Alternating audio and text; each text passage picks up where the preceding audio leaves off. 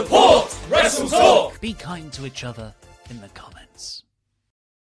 Brum brum! It's Fastlane live reactions because we are on the road to WrestleMania, but more importantly, on the road to WrestleJamia. So we will be deciding who's going to be walking into WrestleJamia as the Jam That Jampion, as El Fakador Laurie Blake puts his Jam That Championship on the line against the replacement, Chopper Pete Quinnell of the All Authority. If you have been unaware of the devastating news, some son of a bitch, some sick bastard, blew Ollie Davis up. And while he is medically cleared to do the news and do reviews, he is not medically cleared to do live reactions and therefore compete for the Jam That Championship. So Chopper Pete is filling in for him. But obviously, also joining us is me. I am Luke Owen and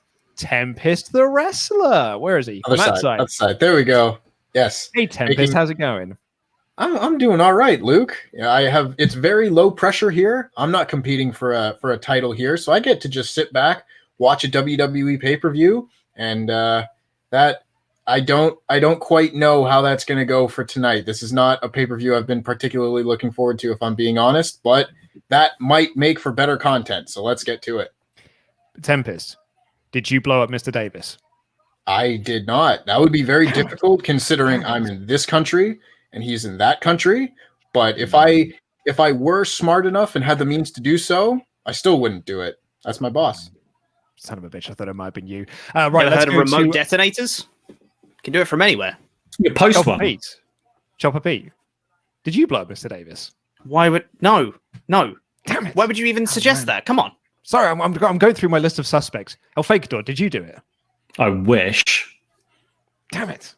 Really behind, man. I'm crossing names off as I go. Anyway, Chopper Pete, you are filling in for Mr. Davis of the All Authority for the Jam That Championship. Do you have any comments towards? We'll get to you in a minute, Fakador. Do you have any comments you would like to make, Chopper Pete?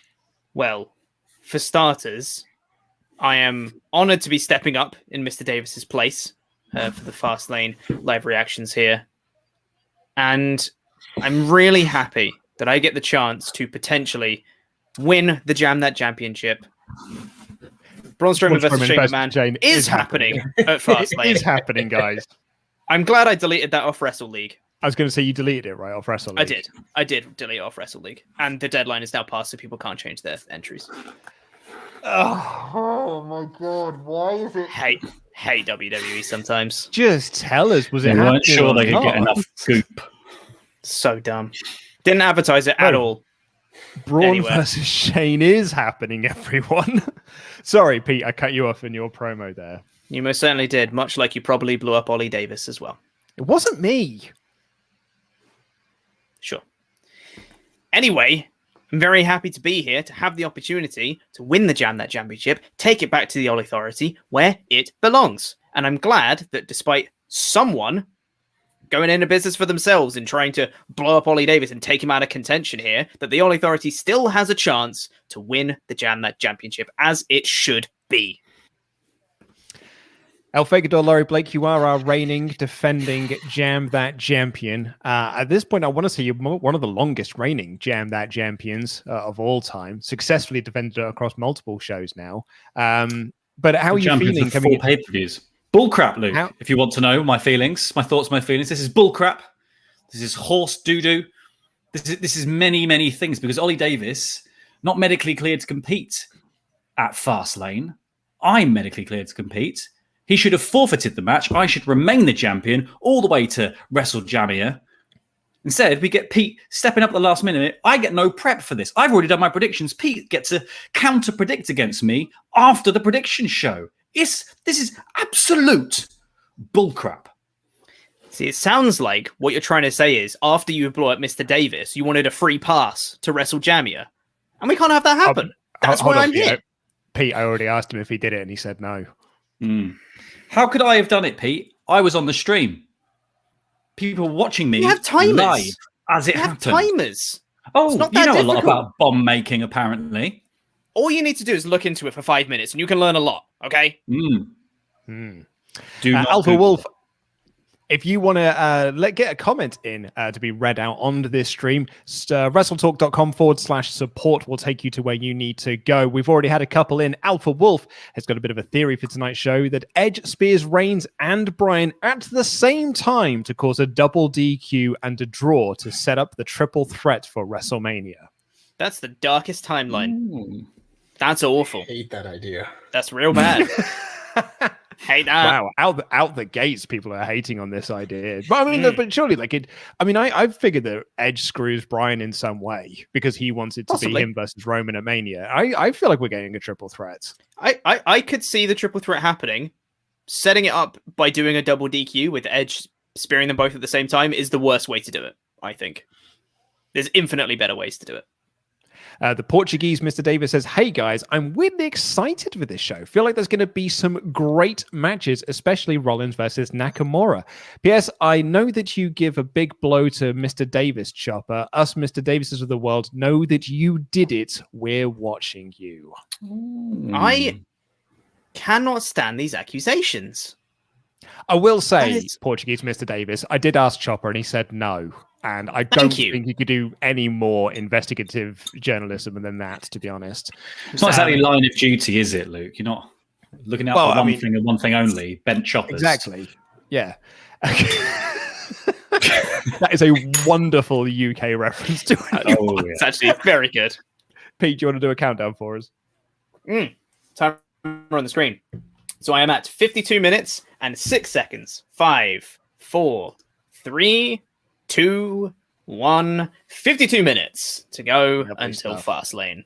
I am now in sync with Chopper Pete Quinnell. We hope you're all in sync as well. We'll be doing some more time checks throughout this kickoff show. And Flaming Clive, this is an interesting one for you, Fakador. I will donate $20 if Fakador gives us a big snuggle of Catador on the live stream. Hashtag to my Luke Owen. Hashtag the fix is in. Hashtag Pete is the bomber. The fix is in. Hashtag bullcrap. Wild accusations. Nate S. Do we have a swear jar? It was clearly Chopper all along. First man on the scene is always the first suspect. What was he doing at Ollie's in the first place? He was definitely there. He definitely wasn't just audio that was put over video. They always return to the scene of the crime, Luke. That's the thing. They always return to the scene of the crime. Why did I have the know bud? God. Sorry. An excellent Simpsons reference at the end here from Nate S, which is like, why did I have the bowl, Bart? Why did I have the bowl? Gradu King says, what do you think will be the big moment of the show? I think whatever the ending to Bliss versus Orton will be. Yeah, Luke thinks it's going to be Randy Orton sicking up the Fiend. Yeah. I could totally 100% the ending as 100% the ending of that match is I think he gives birth to him like the Red Witch from Game of Thrones. Yeah, he's going to give birth to him via vomit. He's going to drop trout, the new Fiend. Yeah, alternatively, that's what he's going to do. Alternatively, they've been building that organically for weeks with Orton continually throwing up the black bile. So what they're going to do is Fiend is going to come out from the backstage area and do a mandible claw, and then that's it. Okay, so I'm going to go really bad. Further. I'm going to step one step further with my prediction. So Randy Orton starts like vomiting out the black stuff, right? And then the black stuff's all over the floor. It's like a terrible Family Guy skit, right? And then from that black ooze rises the Fiend, kind of like the T-1000. You know, when the T-1000 gets like all blown up, like towards the end of Terminator 2, and then it all comes together, and it goes like that is how the Fiend then comes out of the black ooze. That's my big bold prediction. And then Shane McMahon chucks it all over Braun Strowman for lol. God. That Braun, lol, you big dummy. Some breaking news. Courtesy of Louis Dangor sending me a tweet. The WWE Network Twitter account tweeted out, exclusive. During warm-ups for WWE Fastlane, Shane McMahon goes down in pain with an apparent knee injury. So is the match happening or not? Yeah, they're going to write the match on telly, I'm sure. You know what that says to me that on Monday they decided to do the match. On Tuesday they decided they weren't doing the match. This morning they decided, no, we are going to do the match because we're going to run this angle where he gets out of it. That is, I would put hard money down. That is what happened. You'd bet good money. I would bet good money that is what happened. Louis Dangle, you've got the scoops. You can confirm or deny that I was right. He definitely does. It seems like they've just flip-flopped as to whether they wanted to do the match or not. Maybe they took it off because they're like, well, we know we're not going to do the match. And maybe for once, just maybe for once, they're like, maybe we shouldn't advertise the match considering we're not going to do it. So then they didn't advertise it. They're advertising it on the kickoff show, but now they're going to announce before the show starts that it's actually cancelled. Maybe. I don't know. Exactly. And the only people, but the thing is, Pete, the only people that will know that it wasn't on for a little bit is, us on this stream and the people who've been paying attention to WWE.com. The wider audience is just going to think that everything has been hanky doodle dandy ever since it was announced on Monday. Absolutely. Yeah. Hanky doodle dandy Hansen. Hanky doodle dandy. Doodle dandy. I think it's pretty Yankee doodle dandy, but I'm not American. I don't know. Adrian I think you says, you smushed that together with hunky dory. I think I might have done. You see, That's hanky doodle dandy. You see, the thing is with Laurie, the reason why I'm an integral part to this WrestleTalk team is I make stuff up. I'm actually an innovator of words, and that's what I bring to these streams. Adrian Strupp says, I'm now convinced we're heading for an Ollie's illegitimate son angle, and I'm surprisingly here for it. Can be worse than WWE's version, right? Right. The Portuguese Mr. We're going to Davis. use Chad Gable. Portuguese Mr. Davis said, I hired the best detectives in the world to find out the truth. He's lying to you, Luke. Right. Just for the sake of the benefit, benefit of the doubt. Pete, did you blow up Mr. Davis? No. Oh, you Luke, see, guys, I don't think he did it. You need to ask him closer. Pete, look into my eyes, Pete. Pete, look right at me. Did you blow up Mr. Davis? Wait there, Pete. Wait, Pete, wait. Hang on. No, we need that. There we go. All right, Pete. Did you do it, Pete? Did you blow up Mr. Davis, Pete? Tell me. No, I didn't. I didn't do it. He's clean, guys. Although Rangers Mayhem's got a theory. Chopper blew up Mr. Davis due to his true alignment with Fakador. Chopper showed up first time as a creeper to Fakador. Dark Order sitting in the background with a mask silently while Fakador and Luke and Ollie did the reviews. But he's trying to nick my championship. That's not very my creation. Chopper Pete, would you like to count us down, please, sir? Oh, sure. 46 minutes and 7 seconds. 6, 5, 4, 3, 2, 1. 46 minutes until Fastlane. Well done, guys. Lovely stuff. I mean, does anyone have any burning thoughts about Fastlane? Since they've got 45 minutes to go before this show starts. I actually do. I really hope that the match of the night is Big E versus Apollo Crews because they deserve it because their feud has been fantastic on SmackDown. I'm really, really into it. Their Go Home segment on this week's show was awesome. Really enjoyed it. That, just for those who haven't seen it, by the way, split screen interview and you're like, sure, it's going to be a promo segment, whatever. But just the way that they ended it and goes, we don't need to wait until Sunday. And both of them just went, yeah, right. Just both took their mics off and went to go find each other because they just wanted to fight. I just really liked that. Because it wasn't even like Biggie wanted to fight and Apollo was like, oh no, I'll wait till Sunday because I'm a heel. He was like, no, I can fight. And then they just tried to find each other. It was great. Loved it. It was absolutely rad. I actually do think there's a possibility for that to be the match of the night. Although, I hope so, big time. I mean, we got on this show Seth Rollins versus Shinsuke Nakamura, which should be an absolute banger. If they give it some time. But I think with the story and drama that you've got going into the Big E Apollo Crews match, that stands to be more of a top level match. It's my most anticipated match of the night, that one. I'm really looking forward to it. It should be a great one. I'm hoping so anyway. Same here. I don't want to speak too negatively about the guys, but I feel like Big E and Apollo have more of a reason to be motivated to have a great match. So obviously Apollo hasn't had a ton of opportunities over his career in WWE, and Big E is still working on that singles push and everything. Whereas, we've seen Shinsuke Nakamura have lackluster matches in the past, and I'm hoping that isn't the case here, but I have more of a reason to trust in Big E and Apollo to steal the show tonight. Fake it up. I think Big E and Apollo is definitely going to be the match of the night. for my money. I think Seth and Shinsuke has potential, but it really requires Shinsuke to get on the level. And I think like recently Shinsuke has been a little bit more the Shinsuke Nakamura of pre WWE, but also the NXT Shinsuke. So like if we see that versus Seth Rollins, who cares? Like it could be really, really, really good. But yeah, I'm kind of with you, Tempest, that I think Big E and Apollo are going to take it more as this is something to prove. Now, it just depends whether or not the booking is going to give them time. Because that's the only thing that's going to, I think, take it out from under them. Other than that, my other thoughts of Fastlane are, I feel like it's a waste of time. I think Fastlane should be about buying your way into WrestleMania. It's the last stop before WrestleMania. It should be putting you in the fast lane to WrestleMania, not just here's some matches that probably won't change anything because WrestleMania is very, very nearby. Yeah, well, here's my thing with Fastlane is it's either going to be a show where nothing happens because WrestleMania is set in stone and, like, as you say, like it's a show that doesn't matter and it's a very predictable show, or it's going to be a show where it throws everything out the window for what we've been building to for WrestleMania. And I don't really think either of those are good options. Like, we either have a nothing show or we have a bonkers show and we get a completely different WrestleMania to than what we've been building towards. Here's a hot take for you guys. Ooh. You ready? I'm ready. I think... Are we on Wrestling Daily? Sorry, are we just want to double check. I think the Royal Rumble should be closer to WrestleMania. I think it's too long between the Rumble and Mania. Yeah. It never used to be, though.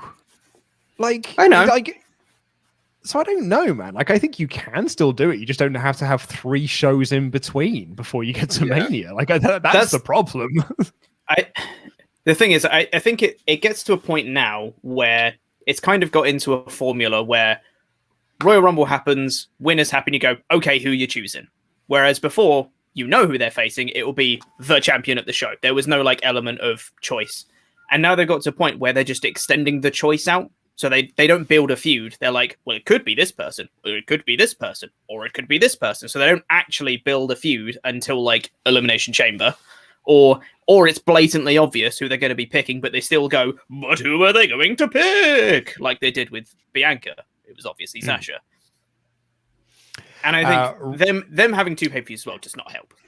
I think the key is the key is just have them pick early, build that feud, but take that out of these 2 pay-per-views and use these 2 pay-per-views to set the rest of WrestleMania in stone. Like, absolutely, there's a bunch of stuff that you could use this pay-per-view for. Is like, why are we not doing like a tournament to decide who's going to face Big E at Mania for the Intercontinental title or something like? Why isn't Drew Sheamus a #1 contenders thing? Because like it's funny, like they had like while I was setting everything up down here, they had Sheamus was on the bump, and that was legit one of the questions that they had was like, I mean, after your amazing work that you've been doing on Raw and the double DQ that you had against Drew McIntyre, why aren't you in the main event of WrestleMania against Bobby Lashley? And Sheamus was like, I don't know, go figure. Like I should be, but I'm not. Crazy. Yeah. It's so weird because I think there is a good way to do this, not having 2 pay-per-views before WrestleMania and after the Royal Rumble. I think that's just excessive, you know. And if they were still doing the brand split and it was like Raw got one and SmackDown got the other, okay, I can kind of work with that a little bit more. But there's just no reason to have 2 pay-per-views between now and then. You know, the old days, it was just No Way Out was the middle February pay-per-view. And that was kind of like the last stop for the Royal Rumble winner to finish up whatever feud they had going on before WrestleMania, and then they can focus on the champion. You know, Austin faced Triple H, Rey Mysterio faced Randy Orton, et cetera, et cetera. But it was a really good way to be like, this is the last time you have to worry about whatever you had going on beforehand. Now you can focus. But it's just they're not doing that anymore. It's just, well, we need to fill time before WrestleMania, and it's so odd. Yeah. Well, let's get back into your hyper chats because we've had a bunch of them. Thank you all so much for sending in your messages. Raffman said, it's a very polite, actually. It's a very lovely one here. Raffman says, Luke, you're looking very slim. You look great. El Fakador, you carry yourself like a true champion. Pete, I admire your willingness to go against the grain. Tempest, you were good on the second to last Quizzlemania. Hashtag go Sheamus. Thanks, man. Thank That's you so awfully much. specific. Yeah, it was very, very nice of you to say. I do feel quite slim at the moment. Flaming Live says, Tempest, what are your thoughts on the G1 Supercard and, quote, that controversial ending? Steve from Going in Raw said it was in bad taste. I don't think it was as bad as everyone is claiming it to be. Still waiting on Catador. I'm guessing he means the end of the New Japan Cup. That being That's what Will I think, Ospreay. Yeah, I was like, what was the end of the G1 Supercard 2 years ago? But for anyone who didn't see, Will Ospreay beat Shingo Takagi to win the New Japan Cup and will face Kota Ibushi at Sakura Genesis. But after the match, he was cutting a promo and saying, like, I love the idea of being IWGP World Heavyweight Champion more than anything or anyone. And then he turned and hit a cutter on B. Priestley. And a lot of people have been kind of upset about this because obviously man on woman violence. It doesn't really seem like this is going to be something where B. Priestley gets like revenge on him because New Japan doesn't have a women's division. And it just doesn't really work out that way. And obviously a lot of people are just kind of upset because Will Ospreay has a track record and people aren't generally fans of him personally anyway. I just thought it was really weird. Like, it was such an odd decision to make. Unless there's some reason why they need to get B. Priestley off of shows for a personal reason or something. Maybe she's going to work for another company and can't be in Japan full time or something like that. But even so, you can find a better way to do it. It just, I don't know. It felt odd. I wasn't really behind it. Not necessarily as upset about it as other people that I've seen, but I didn't really get it. It felt very out of place. The Jam 1 Ramby Jam says, Bliss and Orton really needed a DQ no contest option for predictions. Well, I mean, if it's a DQ, then you just pick the person who gets DQ'd, right? Like, and that's your winner. That's how it works. That's why I've predicted Orton for that reason. Yeah. And we've been through this several times over with, like, pretty much ever since we started Wrestle League and predictions. We can't do every option for every match because the form just becomes completely untenable. Also really hoping Chopper blew up Ollie because before the Ollie Authority, he was a king. Now he's just a fool's fool. Hashtag jam that jam. Hashtag Jelly Lane. Hashtag out F everyone. Squidge22 said, yes. Sorry, go ahead. We have a quick message from Editor Rich that just says apparently our American friends on Peacock can't pause their streams, which means they can't sync up with us. Awesome. Oh, Peacock. I'm assuming as a Canadian Tempest, you're still on the network? I am still on the network. Yes, it is a cable channel here. So you can just you don't have to sign into anything. It's just a channel that you would normally watch on TV. So I don't think the Peacock thing affects me at all. I'm really glad to hear that because I've heard nothing but bad things. Well, I mean, do you know what, though? WWE got a lot of money. So at the end of the day, that's what and matters. Really, that's all that matters. Yeah. That's all that matters. WWE got a buttload of money out of it. Squidge no 22 pause button. Says, Alexa Bliss is going to give birth to the Fiend and Randy Orton is the father. This is the darkest timeline. Also, Datsun or Adam could have blown up Ollie to protect their WrestleJamia matches. Hashtag jam that jam. Hashtag everything is fakeador. I will be getting to them. I will be getting to them, don't you worry. Zachary T. Robertson. Their matches at Jamie, they're on anyway. It doesn't matter who the champion is at that point. I think what they might be saying there, though, is that like if Davis walked into WrestleJamia as the champion, he could have just scrapped all of the matches and just like scrapped the number one contendership. Because he is a tyrant. Because they're scared of him because he's so good at predictions. They have a much better chance facing El Fakador. Who's the champion right now? Oh, let me. Would have been the champion if he was here. If he didn't blown up. Have a little look. Zachary T. Robinson.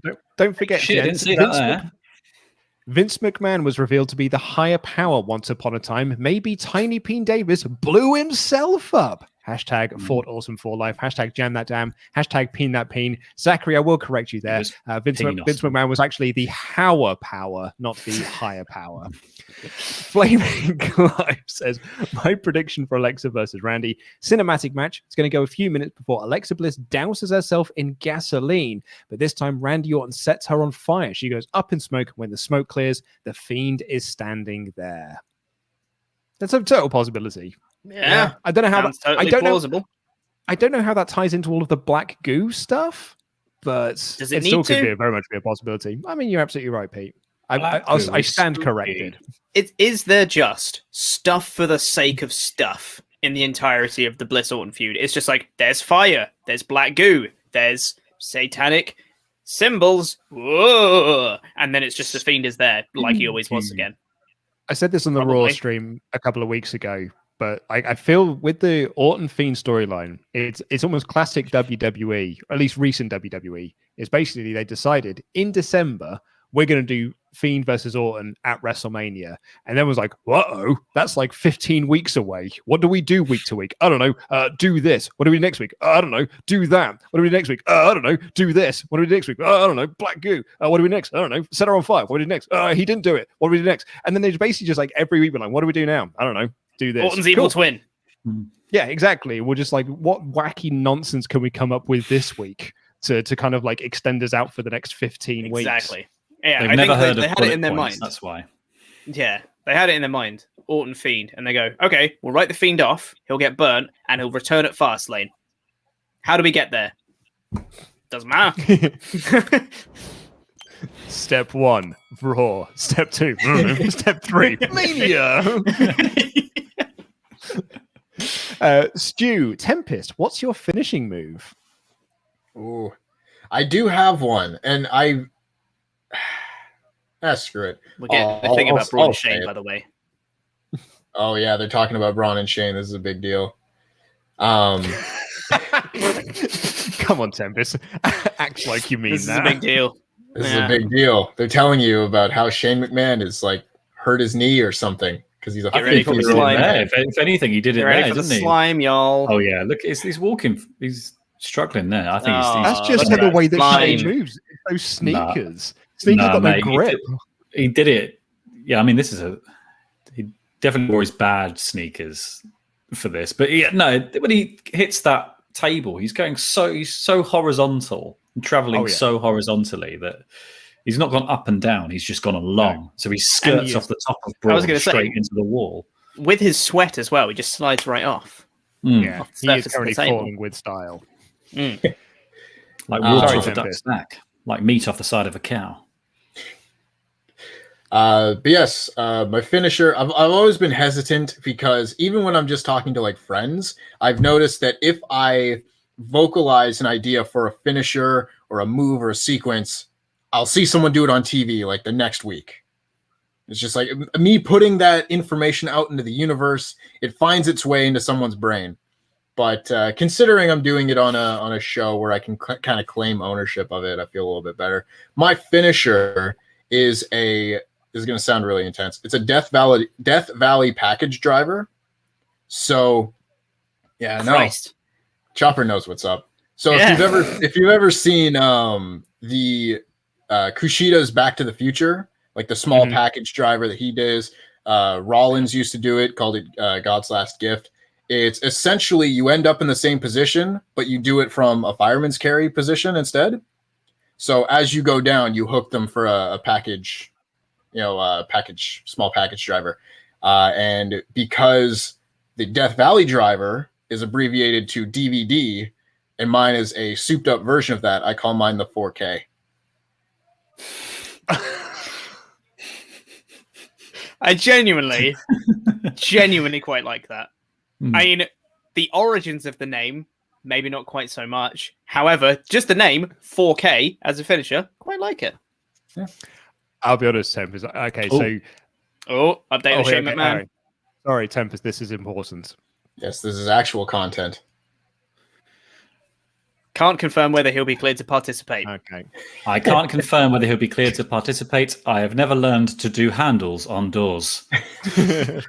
I am currently less than a velociraptor.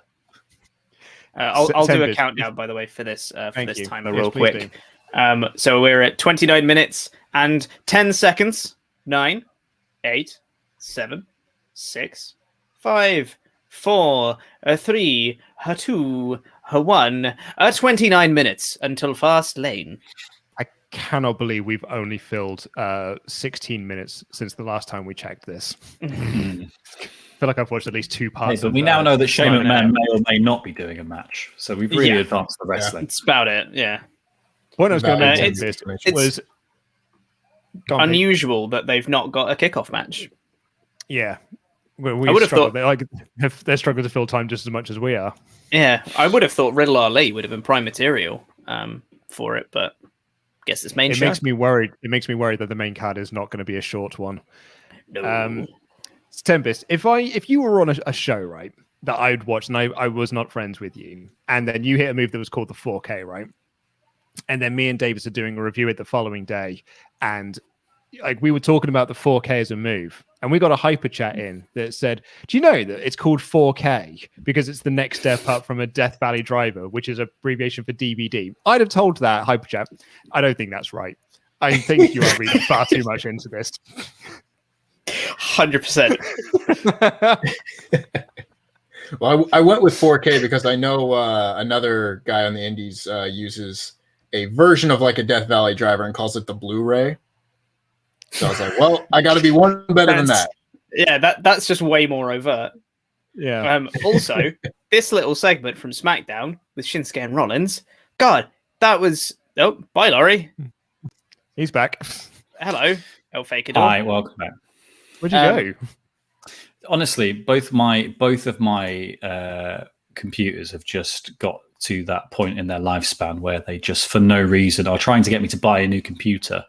So they just disconnect from the internet at random throughout the day. The internet's not got down. I literally just turned the Wi-Fi off, turned it back on, and the computer's reconnected. But it just happens now every so often. Yeah. Good fun. Also, Seth Love Rollins' Apple suit. products. Can we just comment? Amazing. It's brilliant. spray This man new is gimmick style. that Oh, no, Seth's this- got of ooh. just having the most extravagant suit he possibly can on every show is amazing. I'm all for it. Someone compared it on Twitter over the weekend to The Rock's like $3,000 shirt gimmick that he used to have back in the day, and I love that even more. Like that's such a fun comparison. Yeah. Also, yeah, that little segment between Rollins and Nakamura, I said it on my edited review yesterday, but God, that felt like Nakamura that was in that segment. He literally came out being all weird, doing his Nakamura charisma thing, and was like, as part of like spinning and doing a weird arm movement, he stole the mic from Rollins and told him to shut up, and then he just fought a little bit, did a little STO, did the come on, did the Kinshasa. It felt like Shinsuke. Just do that more. It properly felt like return to like, oh, this is what he was like before when he was like really good. Just do that more. Kyrick says, stuck on the COVID testing table at my job, so I'm going to hang out with you fine fellows in between scanning people. Keep up the awesome work there, Kyrick. Yeah. Thank you very much for being here, but yeah, thank you so much as well for doing the amazing work that you're doing. Also have some apparently breaking news. Unconfirmed, this is just Louis telling me so. Apparently Ali Riddle is on the kickoff now. Oh, is it? Okay. Apparently. We'll see LV soon enough. Sort of makes sense. LV player Cliff says, Luke, are you trying to set a trap to catch the bomber? I don't think you'll find them, mate. You should call Chief Sullivan Brown to solve this case. If there's one person who's not solving this case, it's bloody Chief Sullivan Brown. Tell you what, though, Sullivan love it if Sully was here. That'd be great. Dude, so we had a meeting, obviously, as we normally do. We had a team meeting the other day, and Adam just very casually dropped in conversation, "Oh, do you know Sully's a wrestling fan?" And we all went, "What?" How did we not know this? I was like, "Oh yeah, he was a wrestling fan. Like before I knew him, like he watched like What Culture videos before I like properly met him." And we were like, he's like, "I don't think you'd be good on Quizlemania, but yeah, he's a wrestling fan." So we've basically been spending time being like, how can we get more Sully? Yes, because that's what everyone needs is more Sully. He's great. Well, I tell you what, the Raw commentators are at ringside, so we may be getting Riddle versus Ali now. So which one of us just said that this feels like it's got pre-show written all over it? Well done, Chopper. Hello. While we do this, the Jam One Ryan B. Jam said, since Rhea is coming to Raw tomorrow, if she goes after Asuka to build the Mania match, do you think they would do it because Charlotte is out for Mania due to filming the Walking Tall remake? I wonder if they possible. Put that on fast forward, because I actually had a message from one of my sources within WWE that basically said to me, "Is like, you keep saying on the Raw stream that she's not debuting until after WrestleMania. You're 100% on the money on that. Like, there's no plans for debuting." Yeah. So I wonder then if these plans have just changed because Charlotte's now got the Walking Tall thing, or they were basically telling me nonsense, hoping that I'd report it so that we would get something wrong, which maybe. Which people often do, particularly around WrestleMania time. They like to feed a lot of false information around. Of course, yeah. God, the whole Raw Women's Championship situation, over the last 2 or 3 months, has just depressed me. Mm-hmm. Like, every part of it has just been a mess. From them wanting to put the title on Lacey Evans to have that match with Charlotte at WrestleMania, when I think most people would rather have just seen Charlotte and Asuka have a really good match. And now we're probably not even going to get that. It's just, such a mess. Asuka hasn't had like a proper title defense since Banks and Bailey. And that was last summer. It most certainly was. She's had like 2-minute matches with Lana. She had a 2-minute match with Zelina Vega. And then she was the tag team champions for a cup of coffee. And now she's just got the belt. She's doing absolutely nothing with it. That is shockingly terrible that she has had no feud since Banks and Bailey last summer. That literally diabolical. Yeah, it's diabolical. Oh my God. I hate this camera angle. Yeah, I was just about to comment on it. Oh, it's the worst. The Retribution entrance is horrendous. Yeah.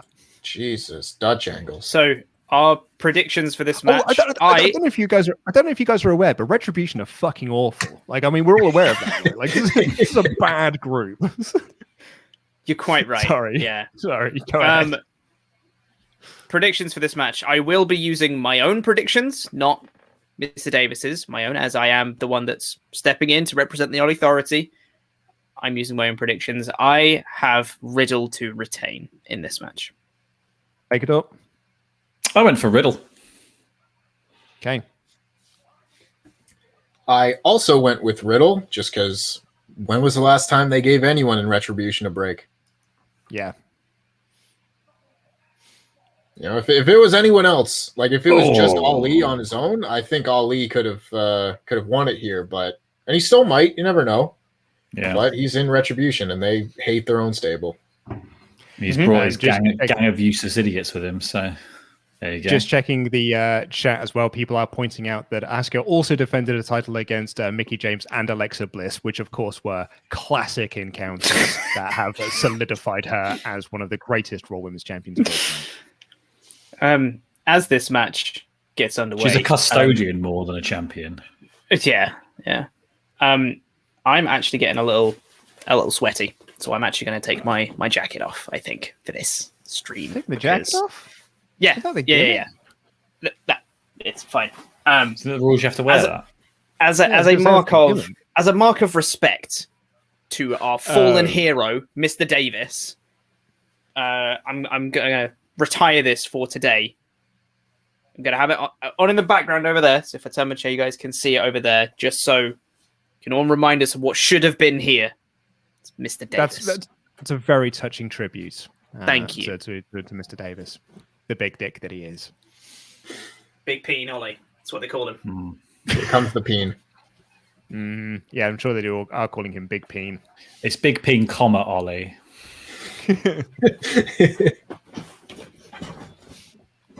I feel so bad for Mia Yim. I feel bad for all of them, but Mia Yim and Dijak in particular, I just feel real bad for. Dijak specifically, I feel. Dijak, it makes me so sad. They have been just losing their minds over Baron Corbin for the last 5 years. And here you've got a bigger, more athletic, better wrestler, and he's in a goddamn mask and doing this and pretending to be Bane. I've never thought of that before, but yeah, but Dijak is basically what they wanted from Baron Corbin. Yeah. But I bet you was, and honestly, it will come down to the fact like, well, he can't cut a promo. So, and Baron Corbin can cut a promo. So, are we saying that Dijak? Are we saying that Dijak can't cut a promo? In WWE's mind, I'm literally talking from the machine. Yeah. They don't think he can cut a promo, and plus he's an indie guy who does all that leg slapping nonsense. Yeah, true. Also, the one promo, I think it was one anyway, wasn't really paying attention. I'll be real. That Dijak had to do as part of Retribution, I thought was really good. It was dumb. It was on that one where they were just like, we have WWE contracts now. It was really stupid. But he delivered it well. Dude can try. Because he's also doing a voice, Pete, as well. He's not talking like how Dominik Dijakovic talked in NXT. He's talking like he's a big evil man. We're in Retribution and we're bad. I nearly took out my earphone. I genuinely a little bit my Was it loud? Maybe. If he only spoke in promo, Luke. If he only spoke in Bane quotes, he would get over with me. Do you guys remember when Retribution debuted and they're like, we hate WWE, we hate this system, and we're going to prove that we hate the system by signing a contract with Raw? Working here. by getting paid by them. They've not even tried to get a union going or anything like that. Like at least try and bring it down from the inside. Do you remember WWE's big thing was like, oh yeah, they've signed contracts where they can do anything they want. I was like, they were doing anything they wanted beforehand. Now you're paying them to do it. Yeah, you can do one less when you have a contract. These contracts. Oh god. Also, what's written in? Why is it in? I think that was just to get out the idea that like people have freedoms when they have a WWE contract. Like that was all it was. It was a bit of PR to be like, we've signed them up and they're going to get paid and they can do what they like. It's like, yeah, unlike real WWE contracts. Mm-hmm. Exactly. Yeah. I hadn't considered that. I will be perfectly honest. Makes sense though. And also, like they kept saying as well that they were NXT call-ups, which means they were already under WWE contracts. They were already being paid by the system that they hated so much. Mm-hmm. Do you remember that episode of the Raw podcast, Luke? Oh, I remember, Pete. That was when they debuted their names. Slapjack. That was quite the episode. It's called fucking Slapjack. Slapjack. Rough backstabber. I love that it's been like 6 months and every once in a while, you can still just say, we have a wrestler named Slapjack, and it's still funny. It's when he comes out for matches, like singles matches, it's just like making his way to the ring. Slapjack. Like a kid on Halloween. It's so stupid. Well, my favorite thing about Retribution, though, and I kind of like, I love this about wrestling fans, particularly our fans, and it's one of my main things I love about this channel. Like, particularly in the early days, there were people who still believed that it could work. Like, still believed it could work. It was like, what if like the name Slapjack's a work? Like they're just doing it to give him a bad name because that's part of the character. And we just kept saying, no, it's because it's bad. Like it's just bad, and they think it's good. But I was like, no, but what if? And all of that what if has now gone away. And everyone is just like, no, it is kind of bad now. It's because they were like, okay, we're going to give them names that are weapons, right? Like we'll give them all names that are weapons, having never Googled what weapons are called. And then they were like, crap, gotta Google the weapons. Oh, what kind of... Let's Google some weapons and see what other weapons we could have called Retribution. There was that as well. And like, like a lot of the other sort of comments we used to get about it was just, because Ali cut that promo. It was like, I gave them silly names on purpose to let them know what it's like to be a WWE star game being given a silly name. But that's never been part of the character. It's just something that Ali said on Raw Talk or something. Yeah. Which, by the way, is not canon. It's not. Like, there's so much stuff that, like, Ali and the rest of them have been bending over backwards to try and make this storyline make sense. And the company just keep going like, we're not doing what you're doing. You're just a group of lads. I think we could have called one Shrapnel. That's a good name, I think. I quite like that, actually. Yeah, that's a good name. What about Halberd? I was thinking of Halberd. Halberd. We could have called one, anti-aircraft gun. Basically, could have just gone through like they should have called Slapjack Boomerang. He's Australian. Could have gone through like the players' guys basically and just picked out any of the weapons from there. Go through players' handbook. Yeah. Miriam could have been Cat of Nine Tails. That would have been good. Oh, that's rad. By the way, WrestleVote 10 minutes ago just simply tweeted Yowie Wowie. Yowie So, Wowie. by the looks of things, the Fiend is back. Unsurprisingly so, the Fiend is back tonight. I feel like on the card where there's a lot of obvious matches, I feel like that's the most obvious thing on the card is that Fiend's coming back. By the way, this match has actually been all right because Ali's. Yeah, I was going to say. Yeah, they're both very good. I liked parts. They are both very good wrestlers. Next time a timer comes up, I'll do a roll up. Oh, that was amazing! That was really cool. That was so cool. Ali reversing that into the small package and Riddle reversing that again to hit the move he initially tried. That was rad. Oh, and Ali's got a cool submission on. Koji Clutch. Koji Clutch going. Very nice. Love it. That's really cool. From the kick out straight into that. I'm going to apologize as well because I believe because of Peacock we're like massively behind the US audience. So apologies. There's nothing that we can do, and there's nothing you can do either because Peacock don't have a pause button. Well, for this stream, you can still go on the WWE Network. I believe it's still there for today. For WrestleMania, it won't be, but for Fastlane, I believe the WWE Network in America still does exist. See what other weapon people are. People have suggested Blade. Just call someone Blade is a good one. Blade. But Blade's in AEW. Blaze. That's true. Yeah, that's true. He's with Butcher. Yeah, but he's the Blade, not Blade. Apparently, from Editor Rich, apparently it's different for different people on Peacock. Some people are way behind, some people are way out in front. It's just... Oh, really? Peacock be Peacock, apparently. So sweet. Right. Ooh. It's cool. A lot of people are saying that they hope the international market stays on the WWE Network. I think it probably will do because we don't have Peacock here. So are we going to get Bro Derek off the top? Looks like it. Yeah. Avalanche Bro Derek. That's so cool. Surely that's it. 2, 3. That's all she wrote. Riddle retains. Look at the rest of Retribution just sat outside the ring like, we're done messed up again. Well, I think I wonder if we're now going to get the Retribution turn on Ali. Because they've been, I say they've been building to that for a while. They did it, they teased it a little while back. But, I wonder if now's for the time when they're going to, Unmask, guys. Take your names back. Go on. Yeah, this is really it now where I don't know if it's the end of Retribution, but it's certainly the end of Ali in Retribution as the leader, as the SmackDown hacker. Do you remember that, guys? He's also the SmackDown hacker. He's a very busy boy. Do you remember that one promo where he was just like, oh yeah, by the way, do you remember the SmackDown hacker? That was me. Oh yeah. Great. Cheers, man. And when you used to do the lights. There we go. Look, they're helping him up. I think we're getting the turn. They're going to beat. Yeah. They're going to drop him. Or not. It's a long shot on Riddle. Oh, he's still there.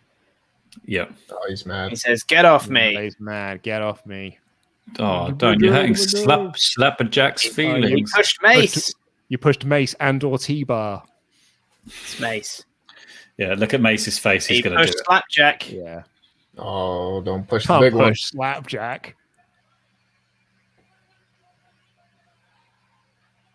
Oh, go on, Mia. I'm talking to you, Reckoning.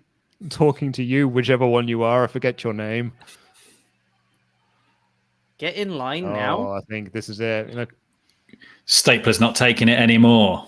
Oh, no. She's walking off. Reckoning's walking out. Do you reckon she's going to be Mia Yim now? Go on. She debuts as Mia Yim tomorrow. If she debuts as Mia Yim tomorrow, I would love. She's taking the mask. The mask off. Yeah, I nearly marked out. Slapjack. That's going to walk out. Yep. No. They're all going to walk out. Paper plate mask man. Are you out?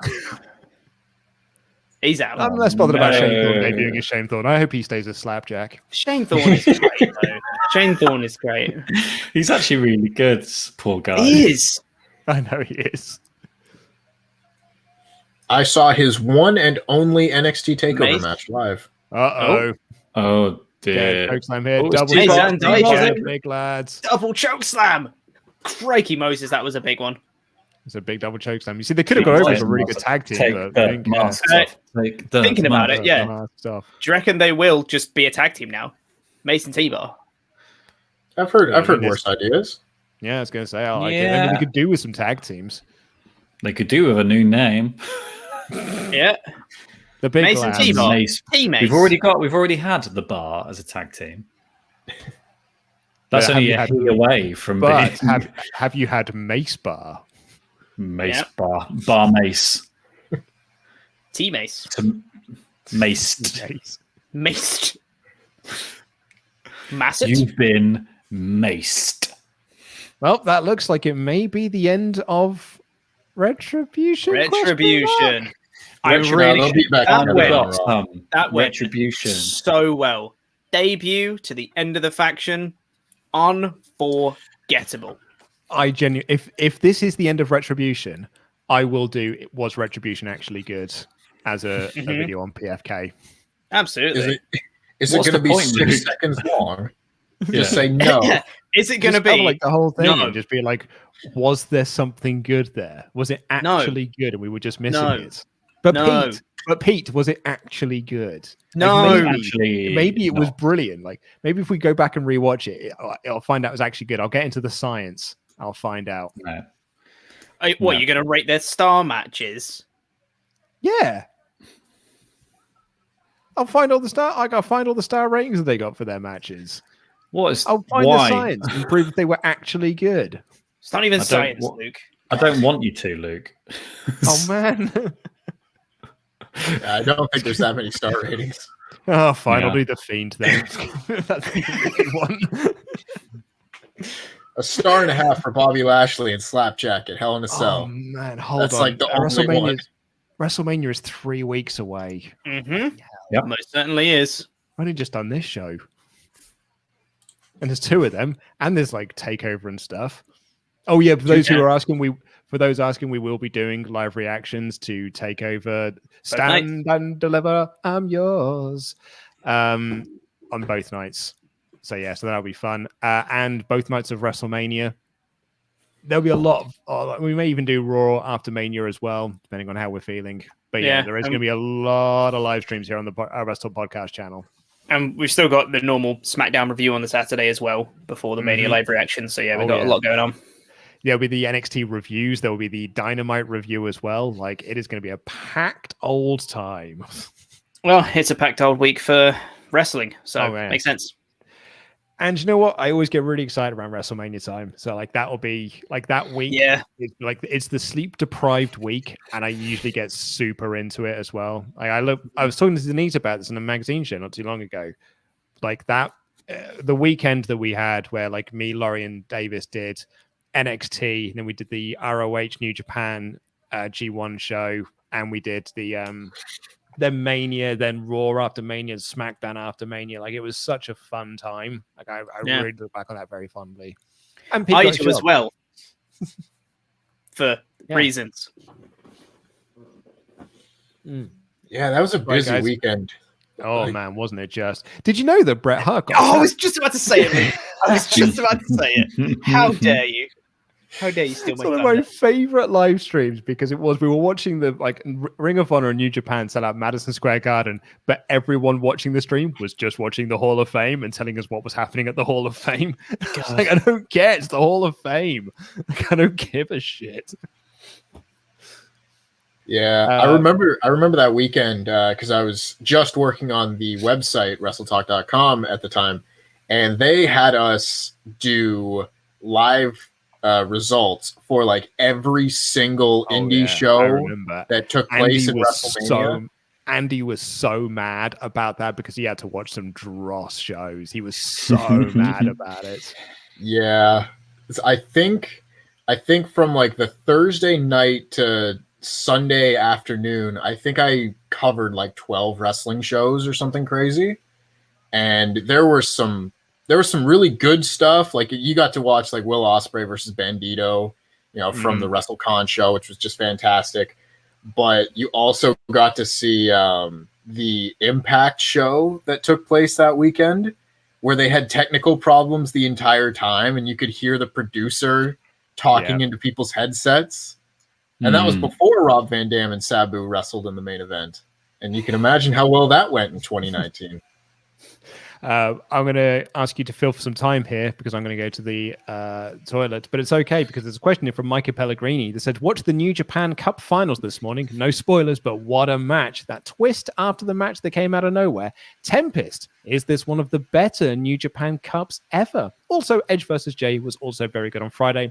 I'll be back shortly. See, it's kind of tough to judge the New Japan Cup because the New Japan Cup isn't like the G1 Climax, where like for 4 weeks straight, the G1 Climax is just the best wrestling matches of the year, like night after night after night. And whereas with this New Japan Cup, there were good matches kind of like sprinkled throughout, but it's not the same. It was definitely a good cup though. You know, Suzuki and Honma had a great match. Shingo and Okada had a great match. I think Ospreay and Zack Sabre Jr. had like one of the best matches the whole year. And then similar today with Shingo and Will Ospreay. But I still have a lot of really fond memories of the year that Zack Sabre Jr. stormed the whole tournament and won. That was just fantastic stuff. Like perfect example of how to make a brand new star in like 2 weeks. They just took a guy who was just on their card and turned him into one of the bigger stars in the company for that year. And it was fantastic. So I'd probably still go with like the 2018 New Japan Cup. We've got some other ones. I'm going to skip CJ's one for now because it's directed directly to Luke. But let's do Damon Richards, who says, perhaps the real explosions are the friends we made along the way. No. Oh, that's quite. It's a very real explosion. Nice. Mr. Davis isn't medically cleared. It's not very nice of you to make light of this very serious situation. God. Where's your jacket, Chops? It's over here. In honor. Yeah, okay, yeah. Okay, well, fine. Luke, there's a question for you here. I did, yes. As a fellow Godzilla Kaiju fan, I need to know if you've seen Kaiju Mono. If not, you need to watch the trailer as soon as possible. It stars Ibushi and Suzuki. I have seen it. It's a lot of fun. Also, to your point, Tempest, because I was listening while I was having a wee, that Zack Sabre Jr., the 2018 run was banging. I actually was going to ask you, do you think that we could ever see Zack as a top guy, like top guy, IWGP champion within that? Or is he going to be essentially a British Ishii, where it's like, yeah, like you're around the top, but you're never our guy. People get excited for your matches, but yeah, exactly. But we've got to keep sending you back for Rev Pro, so we're not actually going to make you our champions. Yeah, I would love to see Zack Sabre Jr. as a top champion in New Japan, and honestly, this is one of the reasons why I was especially unhappy that they got rid of the Intercontinental title, because I thought he was like tailor-made to be a perfect IWGP Intercontinental Champion, but obviously that belt doesn't exist anymore. Oh, sorry, just a quick countdown timer. 57, 56, 55, 54, etc. for Fastlane. As you were. Thanks, Pete. Yeah, I don't see him winning the top title just because it is so exclusive. Like one of the people I follow on Twitter recently, actually, I think it might have been Sana Lad that does our New Japan live streams when we do them. She asked like who the best wrestlers currently are that haven't won the championship and who should win the championship. And really, I think the only person in New Japan right now that hasn't held the title that should is Suzuki. Yeah. I kind of like the idea that Ishii is one of the best wrestlers in the world, but he doesn't get to hold it. Like you need to have the people who don't hold the title to make it that much more impressive. Mm-hmm. I know, man. Yeah, he is great though, isn't he? That's genuinely a really good point. Of if you have everyone who deserved the title get the title, then it almost becomes like, well, everyone's had it, so it's not that like prestigious kind of thing. Not everyone can be the top guy. Yeah, you know, like Mr. Which Perfect is really good point. Champion. Owen Hart was never champion. Roddy Piper. You know, there's loads of people who were like never WWE champion that really could have been. Yeah. Not everyone can be the top guy. It's lonely at the top. Right, guys. Well, here we are. Fastlane is upon us. It is the most important show of the year, as we all know. It is the last stop before WrestleMania, which is only in 3 weeks' time. So it's a fun time to be had. We've already had Riddle versus Ali. If you are just joining us, which Riddle won, and it looks like Retribution have kicked Ali out of the group as their leader. So more of that on Raw tomorrow. Well, they're going to be rudderless. I am, of course, Luke Owen, joined by Tempest the Wrestler. You can find him on YouTube doing amazing stuff over there. But we are all here tonight because El Fakador Laurie Blake, our reigning defending Jam That Jampion, is putting his title on the line against Chopper Pete of the Ollie Authority. There's a lot riding tonight. Who is going to walk into WrestleJamia as the Jam That Champion? It's me. It's currently Spoilers. 1-1. It's me. It's currently 1-1. Thank you very much for all joining us here. We have currently got over 2,000 people watching this stream. So wow. Amazing. Thank you all so much for joining us. We really do appreciate it. If you haven't already, please do consider subscribing to the WrestleTalk Podcast channel because we've got a buttload of content coming this week, including reviews of Raw, SmackDown, this, AEW, and SmackDown and whatnot.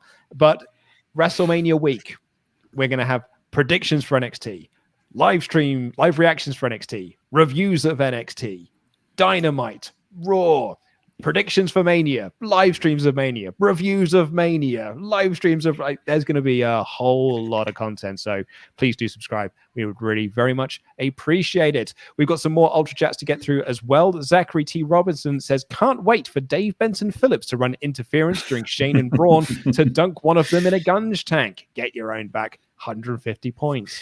Brian, how much of that did you get? Not a word. Cool.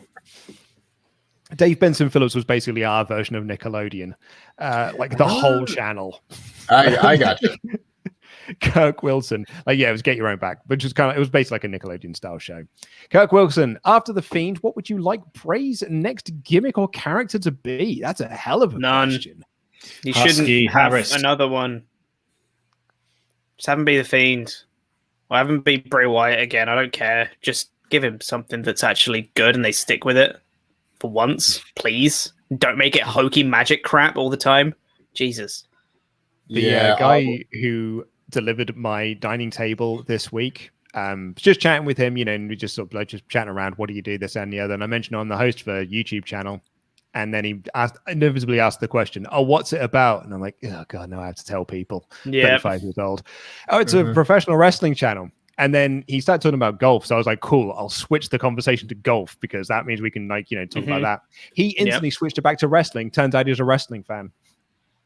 And was like, and he was of the belief that not only should he remained the Fiend, for the rest of his career, kind of like the Undertaker did, but also Alexa Bliss should remain as Lady Fiend for the rest of her career. Oh, interesting. That I had have to be Lady Fiend first to do that. And that was someone, because he was pretty much a self-confessed casual fan. His NXT knowledge was I watch them when they come to downloads. That is the NXT that I see. But then sometimes I watch the NXT show and I have no idea who anyone is. So it's hard for me to get invested in the show. Yeah. I had a similar experience last year where a guy came around because we had a infestation of some bugs in the flats. We had a guy come around to try and sort it all out. And while he was doing his stuff, he was just, making the same kind of chit chat that we were, what do you do? Host for a YouTube channel. What's it about? Professional wrestling. He was like, oh, professional wrestling. Oh, yeah. Used to watch a lot back in the day. And he was listing off, guys from the Attitude Era and stuff like that. And he was saying, didn't they do that thing recently? What was it? Where someone took an eye out? I was like, it's funny what gets out, isn't it? Yeah, they did do that. And he was like, that's really cool. I was like, yeah, it was. Then you find that is every, not the I bit, but like that is every conversation you have with people when you tell them what you do for a living, where it is just like, oh yeah, I used to watch that, and then they name like, I used to watch it when The Rock and The Undertaker and Steve, or if they're older, it would be like, you know, I Ooh, used to watch good. Hogan, or I used to watch Giant Haystacks on Giant if they're in the Haystacks. UK. That's it. Yeah. Yeah, if they're a UK wrestling fan, it's like, oh, it was Giant Haystacks or Big Daddy. Big Daddy. Yeah. Yeah, I had a similar conversation when I went on a first date a little over a year ago, where again they're just like, all right, so tell me more about you. What do you do? And I was like, I'd rather not say, which you can't obviously say on a first date because that doesn't come across well. But it's like, sure enough, it's like, yeah, I write about pro wrestling, and they're like, oh, really? I used to watch that, you know, when it was John Cena and Randy Orton and Rey Mysterio. This is a different generation, mind you. Yeah. But What settings do you have your Tinder on? It's a very specific age bracket, my friend. that would be my age. Yeah. We've got to remember that Tempest is like 10 years younger than us. Yeah. You're Well, like way not younger me, than I but- think, isn't it? Because like you're in your early 20s, right, Tempest? I'm 24. Man, that's you are older than I legit- thought. You are legit a decade younger than me. Yeah, I'm not Louis Dangoor. 3 years younger than me. That's all right. Yes, Pete's I not was a young deal boy with. anymore. Yeah, I They've was got 11. matching gear. They've got matching gear. Yeah, they're winning. Hate That's that. not good. That's No, not they good have. They're winning. sign. They're winning. Also, yeah, by the way, this is Sasha Banks versus Bianca Belair. For anyone that's catching up, at the rough point that we're at, the heels are just about making their entrance now with Nia Jax and Shayna Baszler. They're just about to come out. Matching gear. They've got matching gear. I hate it.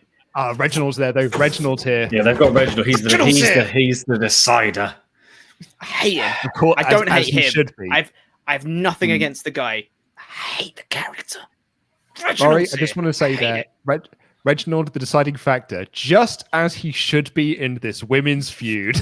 Yes, no, you're precisely right, Luke. The thing is, I Well done always you knew for this was. understanding. I always knew this is what was going to happen. Reginald will be the deciding factor in this match, and he'll be the reason that whoever wins wins.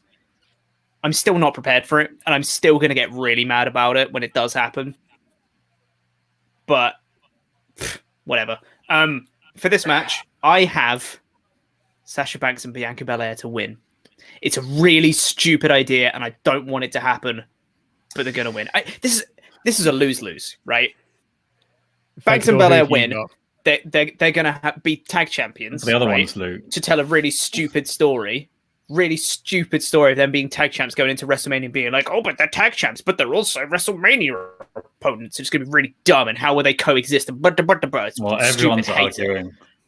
I think Reginald's going to be the tag champs by the end of this. Yeah, he probably will. Or you have Banks or Belair get pinned. Your Royal Rumble winner or your SmackDown Women's Champion get pinned. It's rubbish. Hate it.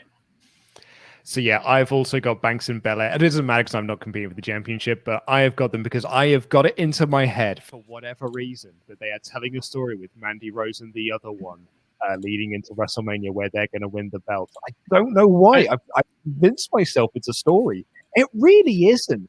It's not. Convinced myself it is. They set up more of a story with Natalya and Tamina on this week's SmackDown. Yeah, I know. I've They're gone working too well Nia together. and Shayna. Okay, so we differ. That's fine. We differ Yeah, on so our we predictions. differ. It's important. Here's the thing, Petey Poos. They're on the same page at the moment. So they can't be winning, surely. Like Nia Jax and Baszler are arguing. So it'll be like that. That's what's going to drive them together. Whereas these two they're getting on like a house on fire. They shouldn't win at this point.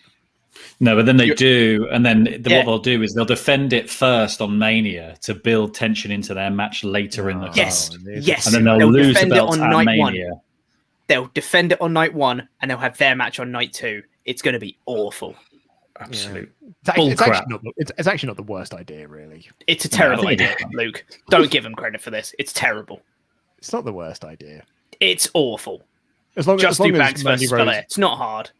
as long as Mandy Rose and the other one win, I'll sort of be right. It'll be Natalya and Tamina, if anyone. I do forget. Who's it? Oh, it's Dana Brooke. I always forget which one the other one is. Mandy Rose and the other one. I'm not even doing it as a gimmick. I generally keep forgetting which one it is. They're just such good friends. See God, what I she is can't wait strong, for. isn't she? I can't wait for them to be in the Miss Money in the Bank match at Money in the Bank, and for Reginald to climb the ladder and win it like James Ellsworth had, like James Ellsworth did. 100%. It's a nostalgic callback. See, me and Datsun had this discussion on the SmackDown podcast about Reginald winning for someone in like a Money in the Bank match or something like that, and he said, "Well, there's no way WWE would make the same mistake again." I was like, "It's WWE, mate. Like, when's the last time they had a women's rumble without men in it? Come on, like, yeah, they will make the same mistake again. Of course they will. All they do is make the same mistakes. Yeah, exactly. That's WWE." I doing think, it for mate, the 40 only other potential I can see in this match is that there will be a point at which Banks will have the opportunity to save Belair from something quite extreme, and she chooses won't. not to do it. Yeah, and she won't. Yeah.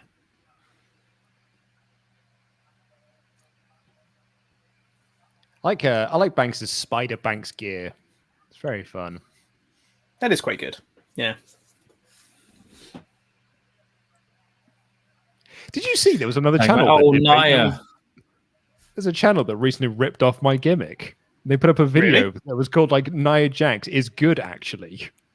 It's like stolen my gimmick. As we know, you are the man that invented the phrase "actually good." I am Pete. We all know this. I'll turn it I'm on. pretty sure you sold it to us, Luke, with a link to a video No, I did. by Lindsay Ellis. It was Lindsay Ellis had released a video that was called "Titanic is good actually," but it was Adam's idea. Adam came up with actually good. It was a true. No Rolls Barred series Mm-hmm. because that's what it And then we started, were like, I said- "Oh, we can and then- do that and then I with said- wrestling." that would also really work for wrestling. And that was like, so we did it as on partsFUNknown as a test run before we did it on No Rolls Bars. And then it got over on partsFUNknown, so we're still doing it. But yeah, I did link you because we were talking about what we should call the title. And I was like, Lindsay Ellis just released a video that's called Titanic is good, actually. I was like, we could basically just do this. I would argue that we'll Lindsay Ellis doesn't have to try necessarily with the titles anymore. Because she's like, have you seen her latest one? It's so great. Yeah, it's brilliant. Yeah. About like transphobia in like media and stuff. It's so good. Oh, I haven't. So Sounds like a interesting. good watch, though. It's so good. Unless, of course, you're a massive fan of J.K. Rowling, in which case she does not come off well in it. Joanne? Yeah, Joanne. Just kidding. Tempest. You're better than Yeah. that. I thought Am Dadson I, was here for though? a second. I thought Dadson was here. No one was Am I that. though? Oh goodness. Well, they're going to win Oh, I'm those sorry. titles. Oh, I've just seen someone in the chat here. Is Chopper actually good? Yeah. Well, Don't know, is he? Yeah. I like Is to see he? it, it says, Or- Lindsay Ellis is quite good, though, isn't she? Yeah, she really Yeah. is. Like, she's terrific. I mean, watched her Is for she years, well, actually like, good?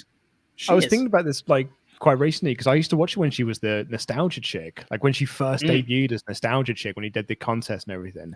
I was like, geez, that was such a long time ago. Yeah.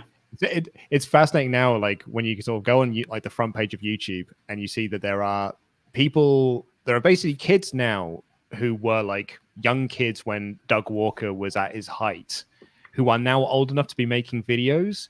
So they're not making videos that are on films now. They're making videos on Doug Walker and like Doug Walker's movies. Like I find it so interesting to like see this like new generation of people being like, I'm now critiquing the critics of 10 years ago.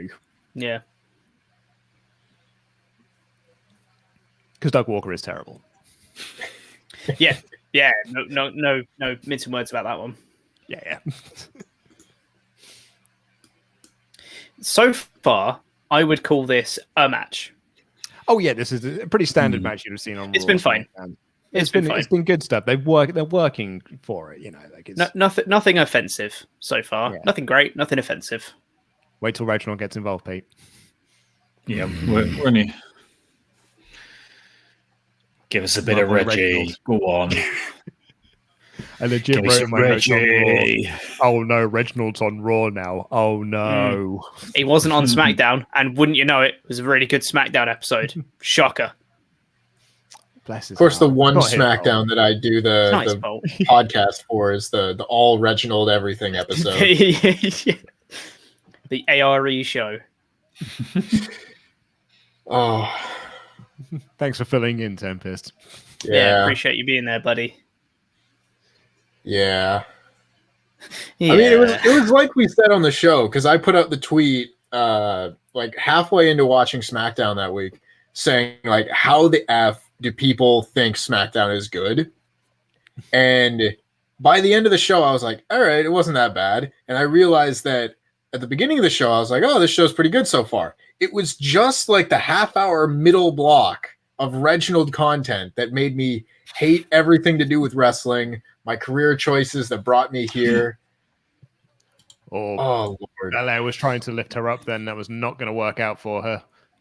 Oh, no, she ran to the post. That's kryptonite for the big hot people. tag. Oh no, Mhm. Baszler comes in There to goes get knocked Banks. down. Well, they have so much momentum, Luke. That's what it is. Love that knee. Oh, Meteor. That knee is very good. Motor Meteor is here. Shout out to Andrade. Did you know that Baszler's 40 years old? Yeah, yeah. She's very good. Ooh. Oh, dear. Oh, That that was was okay. quite as well as I wanted. Yeah. That nearly worked. She didn't get high enough to push off Nia there. Mm. That gear is really cool, by the way. Yeah, I like it. The color Yeah, combo. Sasha. Banks Still always had a working lot together. of cool gear. Yeah. What's Bianca going for here? Oh, Yeah. all right. 450 is All right, Reginald. then. Yeah, Reginald. Oh, God damn it, Reginald. Reginald. Hey, Hey, you. ref, Pin, you can and a count visual now. Pin. But the referee was distracted Oh, by Bianca Reginald. helped. Reginald's knocked off. Kirifuda clutch. Kirifuda. Kirifuda clutch. She's out of it, though. Oh, Another tag to Banks. that's bought Y'all. Nia some time though. No, Y'all. Okay. Oh, my God. Into the Crikey. bank statement. Into the bank And- statement. Unless Nia's interfering here, this is going to be Yeah, it. this is it. This is it. What's Bianca doing? Belair's up. Belair's up. Oh, Pushed her in. okay. Nia Yeah. uses Belair to break it up. Yeah. Checks out. And now everyone's down. Where did Nia That was- go? that was Did she just decent. shove her and I- then I- fall down? I bought She into ran in that and bit, rolled fairness. away. Yeah, that was fun. Oh, That was I a really, fun I think sequence. I think Bianca forgot that she was supposed to be leaping in there. It's a bit late on that. Maybe. Uh-oh, now Banks and Why Belair are are you starting blaming to... her? She fell into her Tempest. Again? Oh She my had it God. won. Oh, Sasha's an idiot now. Because Jax is at the ring, but Banks thought the Belair did it Oh, on she purpose. disappeared incredibly quickly. Yeah, and now she slapped her. No, And see I think now. Belair is going to walk. I think Belair's going to walk. Yep, off she goes. No, And now Kirifuda. she's just not going to interfere. There you go. Oh, she did And try there it to, but Nia stopped her. Did try, but she got the pin. So, yep, we pinned our SmackDown Women's Champion again. There's nothing I love more. WWE's absolutely Big. shite booking. Saves me on postage. Okay, so That is a point to Okay. Fakeador. here's a positive. Olay. There's not many out of this match. A positive. Reginald wasn't the deciding factor. What it was, No, it was Sasha Banks being a bloody idiot. Because it was Sasha being an idiot.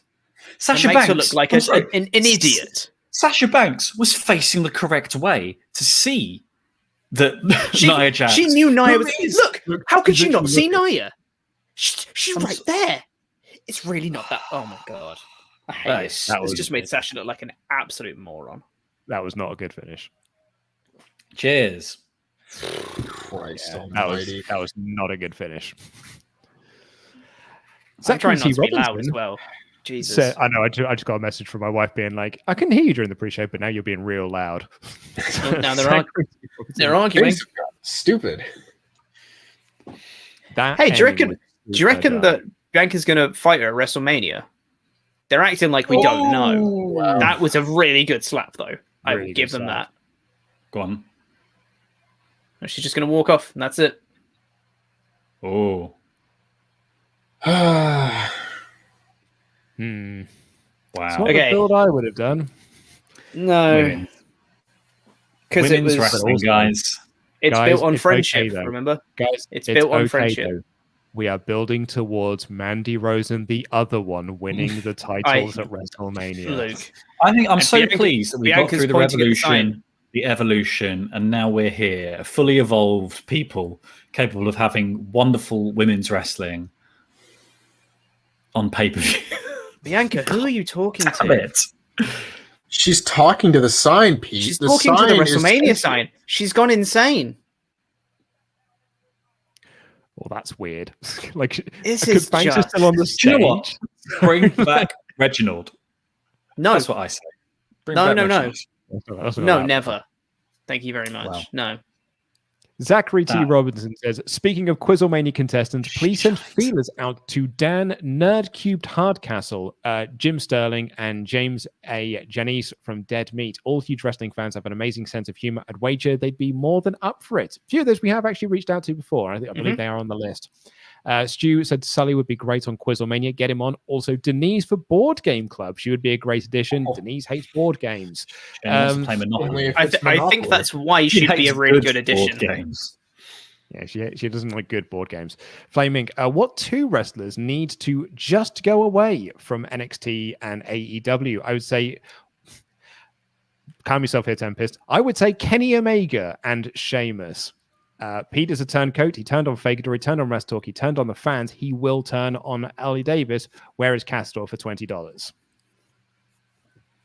So I Where's can't say Castor? that I agreed with Kenny Omega, but Give me 1 minute. I also don't Yeah. think Sheamus could go because he's on one of the I was best gonna say runs of Sheamus- his career right now. Sheamus is awesome at the moment. Like, yeah, I can. He's I been couldn't awesome for disagree- ages. He was Yeah. great when he was on SmackDown as well. That feud with Big E and stuff, and the bar fight with Jeff Hardy was really good. Like, Yeah. he's been great. I could not disagree with those two choices any more than I possibly could do. I think The Miz, Yeah, I'll go with The Miz. Yeah. because I think he is good, and I think he's a really good, solid mid-card heel. He needs to get away from this John Morrison shtick, and he needs to be taken a little bit more seriously rather than just being the kooky, wacky comedy dude. oh, Shane McMahon, he's grabbing Shane his McMahon is knee injured. in a picture. And perhaps this might be a bit of a controversial one for AEW, but I'm going to say Jericho. There's Catador. Hey, there's Catador. Hey, Terry. Yeah. So Hi, there's Terry. Bye, Terry. that's $20. Oh, he's on crutches. He's on- Oh, his look at that. T-shirt He's says definitely- "Stupid Express" on it. It's funny, you see. Hey, Elias. Elias. Ugh. God. Why are you talking to- He's someone who can just go away. He's not on Elias. NXT. Or Jackson Yeah, Riker. Jackson Riker can Jackson get Riker. off, Yeah. never come Yeah, back. he could go. I don't necessarily think that achieves as much, though. I feel like you want to use this power to cause proper change. Someone who's not really heavily featured or interesting, he'll go in time anyway. Yeah, I would probably say The Miz. If not, then Baron Corbin. I don't need to see Baron Corbin ever again. He's hit his ceiling, and he's not particularly entertaining. My list of AEW people that I would like to see like disappear forever is much shorter. Was it disappear forever? Was that the thing, or was it they need That to go was away it, yeah. for a bit and come back? No, it was just go away. Oh, right. Sorry. Then I probably wouldn't say anyone because that's a bit harsh, I think. Apart from people who are pricks like Jackson Riker and Lars Sullivan. They can here's your just match, go, and Pete. I'm fine with that. I'm excited. I am going to go to the toilet quickly because I don't want to miss any of this match. Cool. I'm going to do some I more have- of your hyper chats. Go on. Yeah. I was just gonna say I have no problem being harsh, but the only people in AEW that like I actively dislike are Jake Hager. I don't find him particularly entertaining. He's not in a featured role, but I really, really dislike Ryan Nemeth. I think he's discount Dolph Ziggler, and I don't like Dolph Ziggler to begin with. Yep. And Yeah, it might just be those two. I might think of another one, but if those two could go away, I'd be cool with it. I'll give you one. Sting. Ooh. Preserve that legacy. Let's not ruin it any further. Good idea. I like the way you think. Luke Ocha says, first time ultra chatting. I think Miz winning Money in the Bank and the championship would have been better if you just switched Morrison and Miz. The main complaint about the Miz is that he was champion 10 years ago. Morrison's never won the title and is a better worker.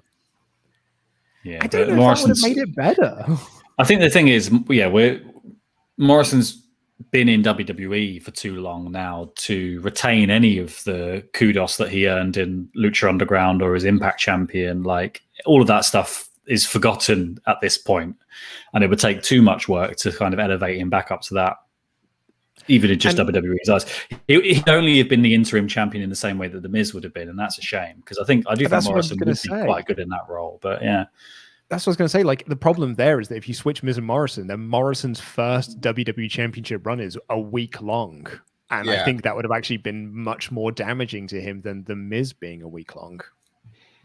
That to me, I think, is the big thing, where if you're going to have John Morrison be the one to beat Otis and become Money in the Bank, then that changes the whole dynamic of everything. They might have had an idea for that. You never know. Andrew Purdy says, during the Elimination Chamber live stream, I got into an argument with producer Rich about video artifacts. I was very drunk, not paying full attention. I was wrong. I was out of order. I apologize. Oh, the juice. The juice. I can imagine Rich right now just being there like Captain Holt, just vindication. He's literally written a winner in the chat. Oh my God, Andrew, love it Rich. Is all good. It's all good, Andrew. Don't you worry. It's all good. Don't worry about it. And I don't think it was legitimate beef either. I think Rich was having a bit of fun. So never fear. Austin Baker says, with Retribution breaking up, do you think we'll get a... I mean, they're saying getting a Reggie makeover on the Raw show. Love you, boys. Hate that. The Wakandan Forever says, love the show. Wakanda Forever. Watch your live streams alongside every WWE pay-per-view. Quick question. Is this the first year we've had a reigning black men's, women's, and tag team champions? Thanks, Wakanda Forever. Probably. I must be, yeah, because we've only had two black WWE champions. So unless Before there that. were... Unless you count world heavyweight title, then you would have gotten like Mark Henry and Kofi Kingston would have been heavyweight and tag team champion at the same time, but you wouldn't have had like the women's title. So that would be about it. That's cool. The Jam One Ryan B Jam says, hey, a couple of ideas for your Is Actually Good series. You should do John Cena, Hulk Hogan, and Scott Steiner to continue the controversial wrestlers. Also, for the board game version, you should pick Boulder Dash and Pictionary. It's actually coming to an end on No Rolls Barred for a little bit, unfortunately. But yeah, John Cena and Hogan are on the list. 100%. They've been on the list pretty much since day one. Yeah. Also, I am really excited for this match. Oh, mate, absolutely. Yeah. So excited. I have Apollo Crews in this one. I've gone for Big E. Man Again. in 8K. Either Pete is going to Draw claw level. back and get to a draw, or Fakadora is going to get quite the lead. I think it. I know they've done it before, and they did this not that long ago with Carmella. I think with the new character with Apollo, you have to give him the win here. And I know they're gonna do a rematch at Mania anyway. But I think if Big E wins and then they just do a rematch anyway, it'll be really dumb. If Apollo wins and then they do a rematch, there's something there at least. Big E wants to get the title back. There's a reason. Big E gets crowned in front of a crowd as well, you know. Started off hot. No, I do agree with that. Oh, I love this. Starting off real hot as well. Yeah. Oh my God. Camera As they cuts should. haven't bothered me until now. Boom. Oh my God. That was a clean dive as well. That was a clean spear. Love that from Big E. Absolutely. Starting out like a house on fire. Come on, Big E.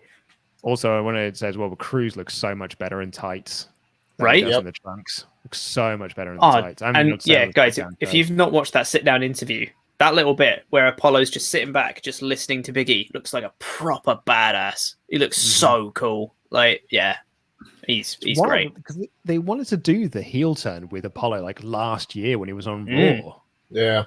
But like, I'm glad that they saved it for this because this is a much more interesting character. Oh, that's interesting. Andrade, a minute ago, just posted good news, 5 exclamation marks, and then buenas noticias, and then tranquilo and happy. And everyone's speculating whether or not he's been released now. Oh my god, do you think he might have actually been released? I reckon, yeah, because this might be the place for him to do it, to ask at the pay-per-view again, to be like, because when he got denied, I believe it was at a Raw show, was when he asked. So he might be here at Fastlane asking backstage again, saying, "Hey, I need my release. Give me it." Oh my god, could you knows? imagine, man? I didn't think they'd do it. I think they'd make him like set out his contract, but Oh yeah, 100%. Me too.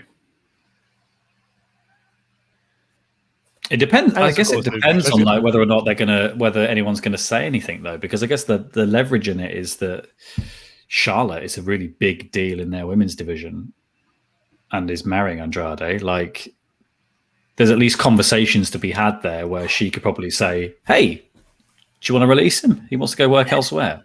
Mm. Probably not best to sour our relationship in the process of messing up his life. Mm-hmm.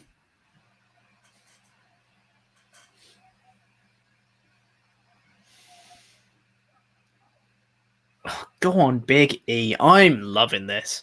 yeah. Because I know people always talk about, I just want serious Big E. I don't want any of the shenanigans stuff anymore. I want him to do all the shenanigans and the fun and all that stuff, because then when he gets serious for stuff like this, it feels so much more impactful. Preach, Pete. Preach. Yeah. Could not agree with you more. But exactly, also, why shouldn't he be fun? Look at the size of him. Yeah. Mhm. He's Like, fun. of course you'd have fun with it, wouldn't you? Like, you'd Yeah. if you're just like, well, I can't be hurt, I'm this big. You have fun. Brock That's Lesnar big, felt big himself when he place, had the Money in the Bank briefcase. Like, even Brock Lesnar had a little laugh because he was like, I'm Brock Lesnar, man. Like, of course I'm going to have a laugh. He caught us when he was in a in-ring segment with R-Truth. Yeah. Some people are also Ooh, speculating Chop that yeah, I don't know. Oh, I, yeah. That's interesting.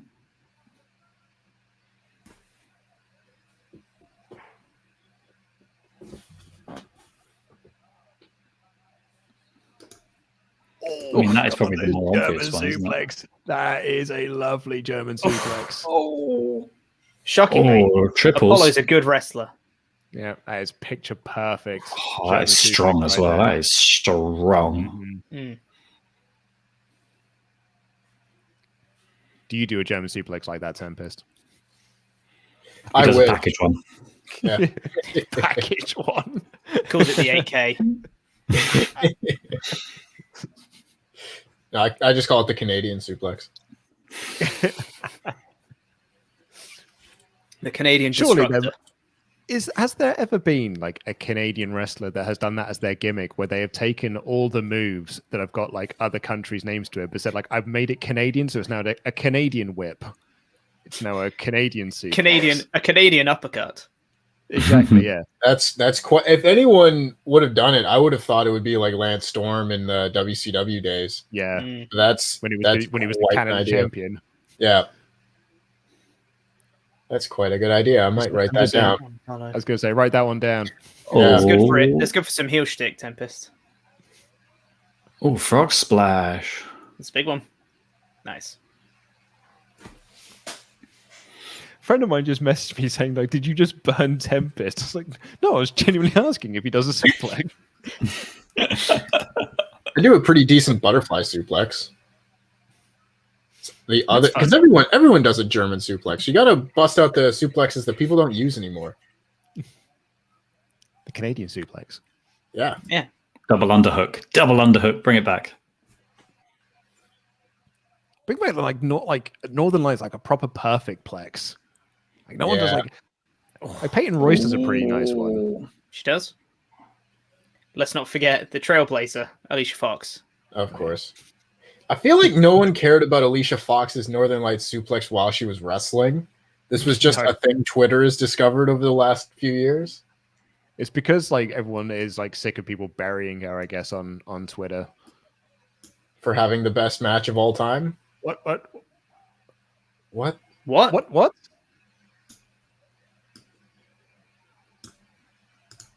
I don't know what happened. How's that match, Pete? Yeah, match of the night, guys. Because they were supposed to be doing like a back and forth thing. Yeah. them two, and then one of them just got a 3 count, and I can't tell who it was. Who? I think it was. Commentators are putting it over Big E. Big E winning. What? I thought Apollo won. I thought Apollo Big E won won. as well. I thought that was Big E's music, wasn't it? So what they've done here is they've done the worst build to WrestleMania in that, it's a screwy finish, we need another match. That can't have been the planned finish. I think it was. But like, they only went like 5 minutes. Yeah. That cannot have been. That looked far too much like a balls up. Also, yeah, like El Fakador is now 3-1 up, by the way. What? That's so disappointing. Like I forget which pay-per-view it was. I think it was the Extreme Rules show last year where everyone said there were like 3 4-star matches on the show, but every single match had a horrible finish, and thus everyone hated the pay-per-view. Like, how do they mess up the most important part of the match every time? Just have good, simple finishes. So do you remember when we were talking about this earlier about what we thought would be the match of the night? And I said it was this one, but the only thing that can mess it up was the booking. Yeah. Yes, you were right. That looked so balked. It was a really fun match up until And that. they haven't shown Well, we're any not getting because we're replays not of getting it a as well. replay as well. So Yeah, I think it must have been. That feels like a botch. Must have messed it. Yeah. But let's go to They look Twitter. so and there will be a confused. replay. Come on, They looked Twitter, so show me a confused by it replay. as well. Like Big E was looking at the ref, being like, "What happened?" Oh man, that's so sad. Yeah. Oh no. Over to the hyper chats. I'm so Okay, Pete. disappointed. I'm real sad about that. I'm like- real sad about it. Oh man. Like normally in these situations, as people might have seen when, Miz cashed in, I normally laugh at this kind of stuff. And it's like, classic WWE. Am I right, guys? But this time I'm just like, no, this sucks. Yeah. It's just bad. Well, the only upside is the pay-per-view might finish earlier. Get to bed before 1, eh? Well, thank you to Yeah. the 3,000 people that are here watching this stream. Cheers to all of you. Thank you all so much for joining us. Please do consider subscribing to the WrestleTalk Podcast channel if you haven't already. Thank you very much. Flame Inc. says, how much money do I need to donate to get you to do Was DDP actually good? He was my #1 wrestler of all time. Looking back, I don't know why I liked his matches, as they weren't all that good. What's the price? I don't think you have to do a price. It'll eventually come up. Like, I will always need topics. So I'll do it eventually. But I think DDP was awesome. Also, what is happening currently on It's an Old Spice advert, Pete. with Akira Tozawa and R-Truth and Drew Gulak Yeah. and Do this you guy? think this is why? Do you think this is Oh my why god, the Old Spice guy. guy has become 24/7 champion. The Old Spice guy won the 24/7 title. I was going to say, do you think this is why Bad Bunny gave him back the belt? Is because they'd already filmed this skit? And then we're like, uh-oh, we need to give the belt back to R-Truth. Oh no, R-Truth's winning it back. So Also, the referee's a ninja. Straight out there. I He was there like for a I like how the this, Old Spice guy is Bugenhagen. Yeah, it's Rick Boogs, isn't it? Yeah. I like how since the introduction of the 24/7 title, like every schoolboy pin is just unbreakable. Yeah. Doesn't matter who you are, but no one can break out of a schoolboy. Oh, yeah. I like how when it originally started, it was like, I'll hit you off this thing into a schoolboy. And now it is a schoolboy. And that's it. The Jam One Ryan B Jam says Tempest might be the only one to get this joke, but if WWE are gonna keep the slim stuff, then Wink Yahoo needs to be the special guest referee for Shane and Braun at WrestleMania. Tempest, care to elaborate on that? Whoosh. Oh, it's Nice. a whoosh. It might be a Canadian thing, but I don't know. Shane McMahon earlier today. It's so convincing. Oh, Stuart Glencrow no. says, seeing as He how landed WrestleMania perfectly fine. Stuart Glencrow, seeing how WrestleMania is traditionally filled with celebrities, I'd love to hear Dave Benson Phillips to WrestleMania confirmed. Oh my Nathan god, Jarvis. I love that. I mean, he does do wrestling stuff. I bet you do it. You can basically bring Okay. him up. I Phone forgot numbers to on his mention. website. I forgot to mention this earlier because we were talking about other stuff. With Elias coming out with Jackson Riker and Shane McMahon, it's going to be Braun Strowman versus Jackson Riker / Elias, or both of them, and he's going to win. No. Is this the new mid-card of evil? Oh. You know what? Shane's got his new It is as goon. well. It's the Omni Shane. He's back with got Elias his and own- Jackson Riker. He's got new goons. Well, Shane I don't McMahon, particularly as- need to see this, so I'm going to go to the Just- bathroom real quick. As What a did Shane say? reminder, Shane. What did Shane just say? Oh, I think he basically was saying, yeah, that you're having a match now. Right. What? So Shane is a babyface? No, For he's- tricking Elias and Jackson Riker? No, I think he's tricking Strowman because Strowman's coming out for their allotted match. But Strowman would know about all this stuff with Shane. Oh, look at because all he's this not an steam. idiot.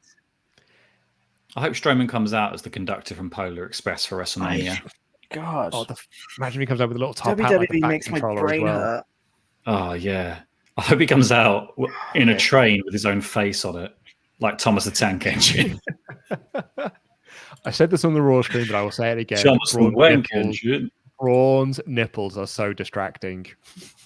They're too erect. Mm. So It's because he needs to shop at Long Tall Simon or whatever it's called, like the big boy shop. What's that called in America? Shop. sorry, I'm just trying to wrap my head around this. So it's supposed to be Braun versus Shane. Mhm. Shane got injured. Yeah, you did. So, and for some reason, they can't then call off the match because normally when someone gets injured, they just call off a match. Correct. Do They didn't- they, Pete? Do they?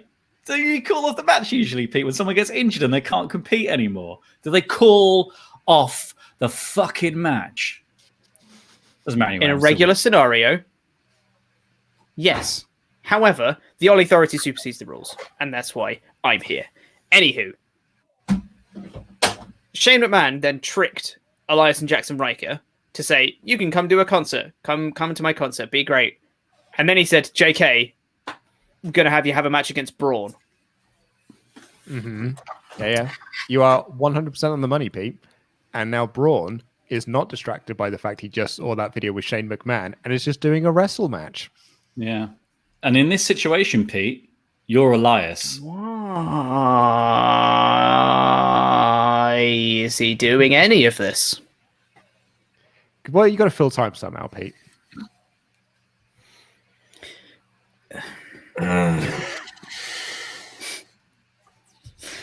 It's not that hard to book a wrestling show. It's really not. I don't know, Tempest. Like, all signs point to it is. if you look at the sheer volume of wrestling shows in the world, at indie level all the way up to the top, that get booked properly, it's not that hard. Pete, but what you're missing the big picture is that after this match, Shane's probably going to put some green goo on him or something. The ring is rigged and full of goo. They're actually going to do the ending of Revolution, but it's with goo instead of sparklers. Yeah. And they're going to do the finale to Carrie, but with goo. Editor Rich is asking who we've got for this match. The predictions won't count because this is an impromptu match. But as of right now, it's Braun, obviously. Yeah, Braun. I Yeah. had Braun. Yeah, this match does not count, unfortunately. It's stricken from the record. Oh, that was he loves his Shut job. up. Come on, That was Elias. bad, Elias. You just did the Oh, Angelo Dawkins Elias. 360 corner splash. but onto the barricade. Elias, mate, this is not your first day. That was very bad, my friend. Wasn't great. When he does that into Kevin Owens, and Kevin Owens does a flip. KO, do a flip. KO, do a flip. Why did Riker throw him back in? Why did I don't know. They didn't know they were having this match. Like, they gained nothing from being beaten. So why don't you just leave? Riker's...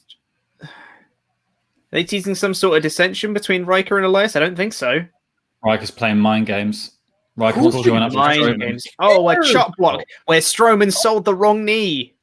This match cannot be going any longer than this, though. Surely, right? Like, this is the whole point Elias of this. is gonna win.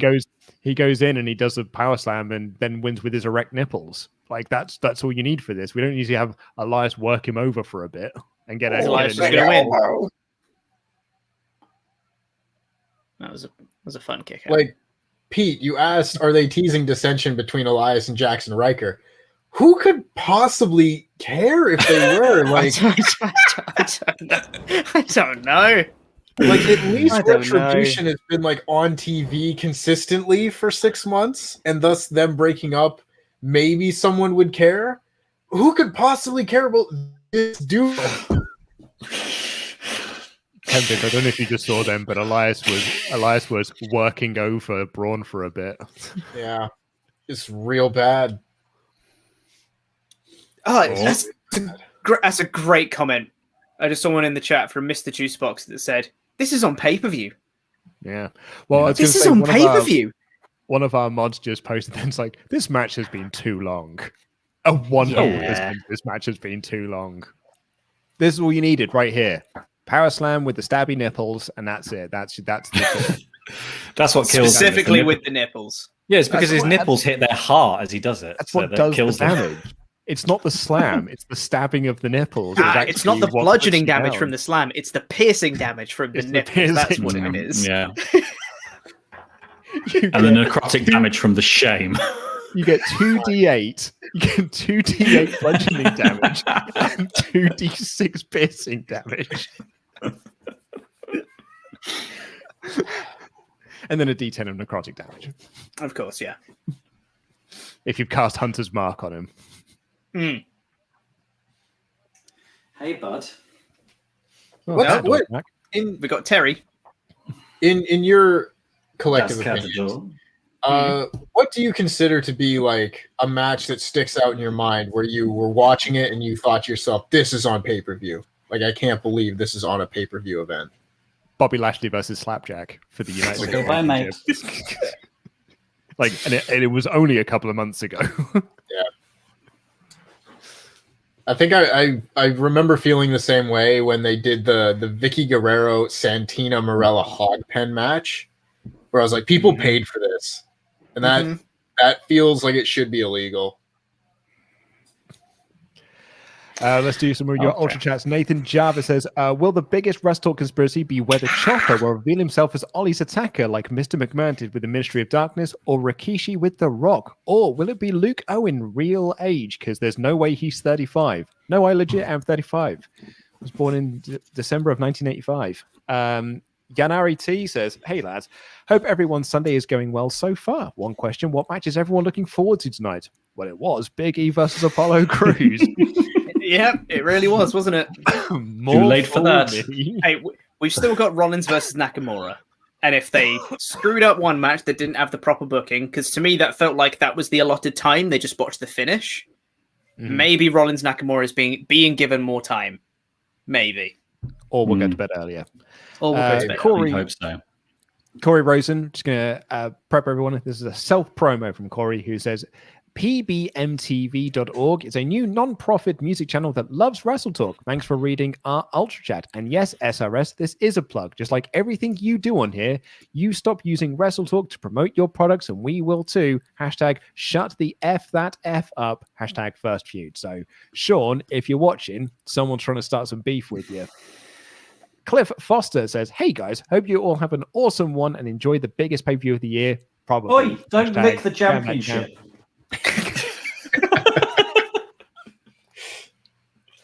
We've got some hashtags here. So Cliff is one of our, he's a listener to my other podcast. So some of these are that podcast related. Hashtag jam that damn. Hashtag support each other. Hashtag skitchin. Hashtag N64 is better than SNES. Hashtag not letting it go. Hashtag that's enough hashtags.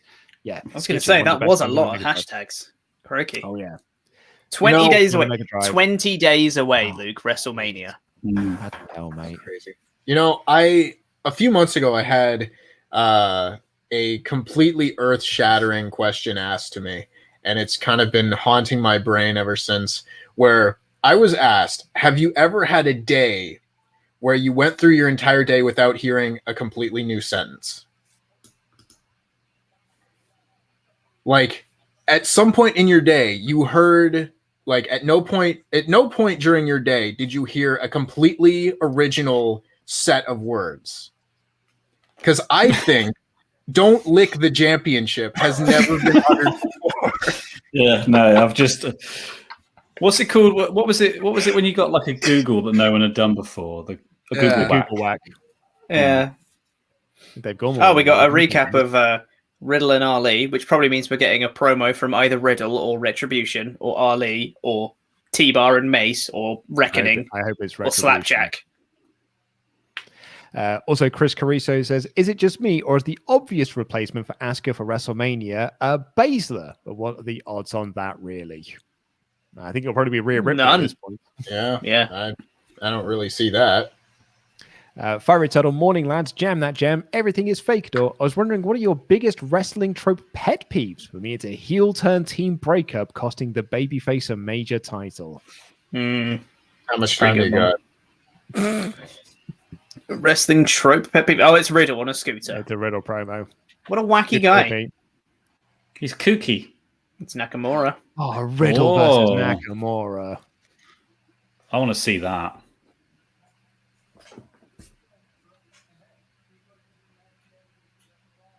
What are you up to?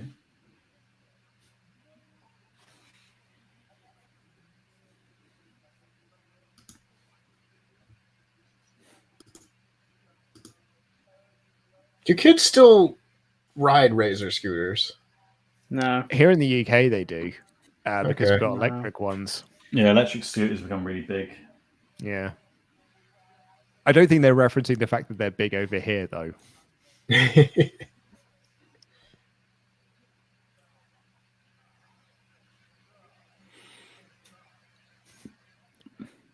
I don't believe he's had a thought.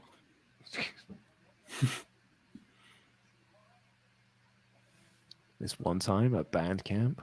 it's that. If his new gimmick was I hope one time at the skate park, I think Shinsuke's going to be gone. They'll pan back and Shinsuke's gone. Look at that, Pete. You can be a comedy writer. I'm a genius. Pete, are you in improv? Oh, he was hiding. What a baby face. He's got more important stuff to do. Yeah. Christ. Here's a question. 6960. Yes, mate. Quick question. What was the point of that segment? Gotta fill time. So Riddle's a bit wacky, and there you go. He's a bit wacky. Sadie Lady 6969 says, "What's up, boys? Shout out to my favorite masked men, Totally Tubular Tempest and Fabulous El Fagador. Hey, Luke, my idea for Is Blank Actually Good is AJ Lee. I think she's an ignored, neglected part of the WWE Women's Wrestling Revolution. Appreciate y'all." I think that'd be a really interesting one to do. I think it's one of those ones that's, I'm kind of trying not to do ones that are too obvious. Like, I feel like Edge and Rumble kind of backfired on me a little bit because they were like too clearly a yes. And I think AJ Lee is one of those that's too clearly a yes. So you could look at like a specific bit of AJ Lee, maybe is the. Was the AJ Lee psycho weirdo character actually good? Yeah, that's the next. I'd say yes. Still, to focus in on things.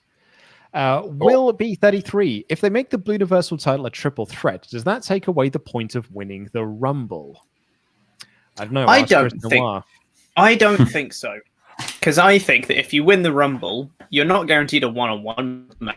match at Mania, you're in a title match. If there's other circumstances that indicate that it's worthwhile doing a triple threat or a fatal four-way or whatever, you're going to be part of it. That's guaranteed. But sucks to be you, I guess. Oh well. I get what you're saying. Yeah, Flame Inc. has donated his £20 to say, as promised, Canada is such a beautiful cat. I have a kitty named Kota, which translates to little tiger, and I'm jealous of yours. I hope Terry is a very spoiled kitty. Also, if Tempest won the championship, who's paying for the international shipping? Tempest is. T1 says, if the women's tag team was the most defended title in WWE, it's the women's tag titles the most defended. I wonder if that is the women's tag titles, the most defended title in WWE. Seems like they're defended on every pay-per-view and often on TV. Yeah. It's actually probably true.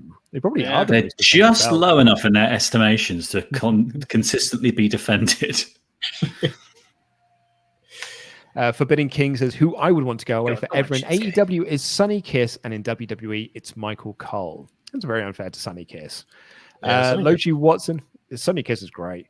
Lochi Watson, do you think they would repackage Retribution, but with Aleister Black as their raging leader? I doubt it. Wonder if they have a more intimidating, menacing leader to Vince. Remember removing their goofy crawling around crap, though, just noted as Black turned quite ragey. I think that is very wishful thinking there, Lochi Watson. Yeah, that group works without the masks, without the stupid names, and with a story like that. The whole thing, they've got all the components of a really great faction. They were just used absolutely appallingly and shockingly badly from the beginning. If any of them won a goddamn match once in a while, it might be easier to take them seriously. But trust WWE to put Lego together backwards, so you know. Also, okay, we have got really into this match. I really hope this is good. That's because, Pete, all the stuff on SmackDown is usually great. We've got Shinsuke Nakamura versus Seth Rollins here. Pete, who have you got? I have got Seth Rollins. And Laurie? I went for Sethnard Rollins. Okay, so no points available here. But obviously the points will still count. But currently, El Fakador is leading 3-1 in the predictions game. What else do we differ on, by the way? Or have you just won? Bliss Well, I've just won, probably. Bliss Orton. We differ on. Drew. And there was Braun Shane, wasn't Drew there? Sheamus. Yeah, Drew I think Sheamus. that's it, mate. Do we differ on? Yeah, because I went with Drew. I went with Sheamus. Oh, okay, so there's still every chance. That There's two there. Still. So there's every chance, Luke, that it's a draw. In which case, this stays here. Champion's advantage. So that is there any other matches? Am I forgetting some? Probably. I don't know. Well, there was meant to be Braun Shane, but then that got pulled. That's right. But it could come back. It could come back. Let's live in hope. Yeah, you never know. For the sake of the stream, let's say there's other stuff, so we can add some intrigue and excitement around the championship. Yeah, it's all right. We'll just not talk about it for 10 minutes, and I will bring it up as if it's not a foregone conclusion. I like the way you think.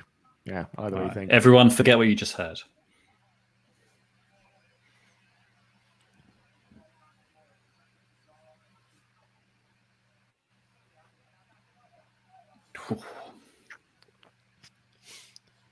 I mean, it's like, you know how we were saying that Braun versus Elias. I can't believe this is on pay-per-view. This is one of those times where it's like, I can't believe it's taken this long for this to be on pay-per-view. Seth Rollins versus Shinsuke Nakamura. They've done it before. On pay-per-view? Yeah, at Survivor Series. Yeah, they did. Quite right. Rollins was the Intercontinental champion, and Nakamura was the US champion. Yeah. Was that part of the triple threat one? Or was that just like the singles one? That was the singles one. I think that was like singles one. 2018, I want to say. It was Shinsuke. It was Shinsuke, AJ, and Roderick Strong was the triple threat. I genuinely forgot that happened. Shockingly unspectacular that triple threat was. Like if that was the main event of like a Ring of Honor show, it would have been like a classic. But it was just a mid-card match in the middle of a WWE pay-per-view. It just happened. Yeah. Ooh. In which case, I stand corrected. Hey, fact check. Thanks, Tempest. Good job you're here. That's what you do. Come on, Shinsuke. I kind of want Shinsuke to win, even though I've picked Seth. Well, I went with Seth just because he's don't. doing the Cesaro match for Mania. Exactly. So kind of like you want to like. This just makes the most sense for me. Give Seth a big win, well, big-ish win, since he's just came back from his hiatus, and give him fuel going into his match against Cesaro at Mania. I think that's the big picture. I'd love Nakamura to win, but I think big picture story here is Rollins beats Nakamura, then loses to Cesaro at Mania would be great. Mm-hmm. Great.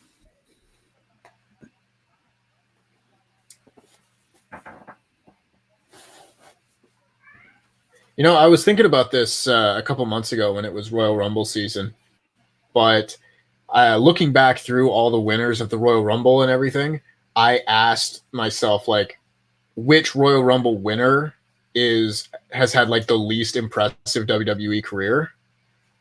And I think you could make the argument that it's been Nakamura. Yeah, I think you could easily make that argument. You know, like the only other options, and again, you go back further when like the Royal Rumble didn't mean as much. The only other options for that would be like Jim Duggan, Big John Studd, or Lex Luger. But like Lex, at least Lex did a lot of stuff in WCW.